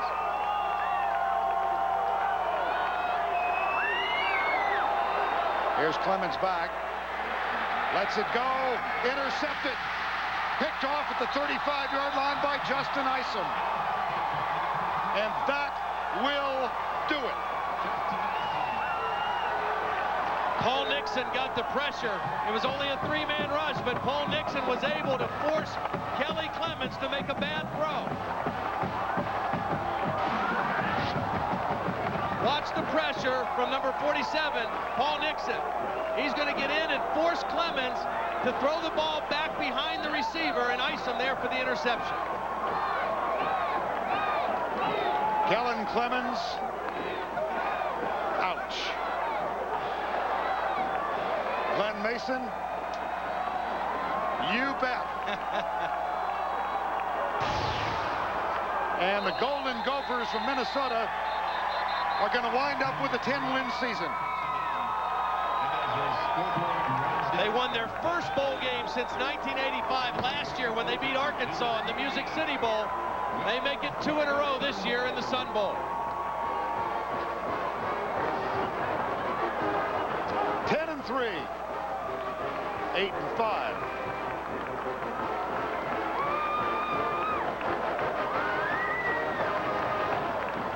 Abdul Khalik, Kellen Clemens sat together at lunch yesterday, the respective two athletes who battled hard in this 70th Sun Bowl. And let's go down to Jill Arrington with a very happy Glen Mason. That's right. Congratulations, Coach. Minnesota played a heck of a game today. What do you have to say about those Gophers?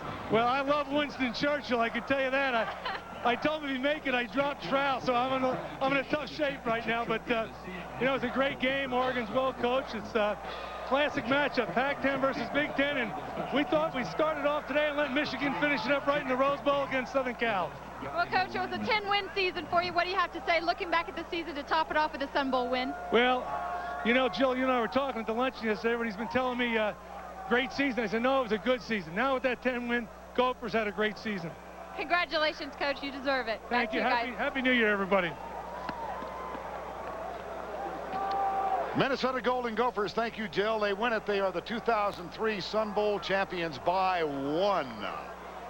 The player of the game, the Sun Bowl player of the game, Sammy Parker, in a losing cause.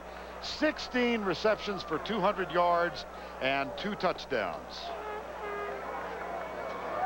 And let's go back down to Jill, who's with Winston Churchill, also known as Reese Lloyd. You're being called Winston Churchill all over again. You pulled through for your team. How you feeling? What were you thinking out there? Any nerves? Not really any nerves. It was just a great team effort, and I just kind of capped off a good season for us. So I guess that soccer paid off because your football leg's looking good. yeah, I think the ball actually got tipped a little bit, but managed to pull it through. So grateful for the soccer background, yeah. And the team's grateful to you. Congratulations. Enjoy this win. Oh, thank you very much. Thank you. In just a few minutes, we will present team and individual. All right, Jill, thank you, and congratulations to the Gophers of Minnesota. Commiserations to the Ducks of Oregon. But a well-played, really exciting ball game, 31-30 the final. The Minnesota Gophers wind up 10-3 and champions of the Sun Bowl. Well, it has been a remarkable season for all of us at CBS Sports. cover NCAA football. Our group here in the booth, Matthew Sine, Joe Costena, Chuck Gardner. Our guys down in the truck, Greg Silver, Steve Milton, Seller Shy, Steve McKee, Josh Hall. The list goes on and on. Our wonderful technical crew. Happy New Year, everybody, from all of us at CBS Sports. So long from El Paso.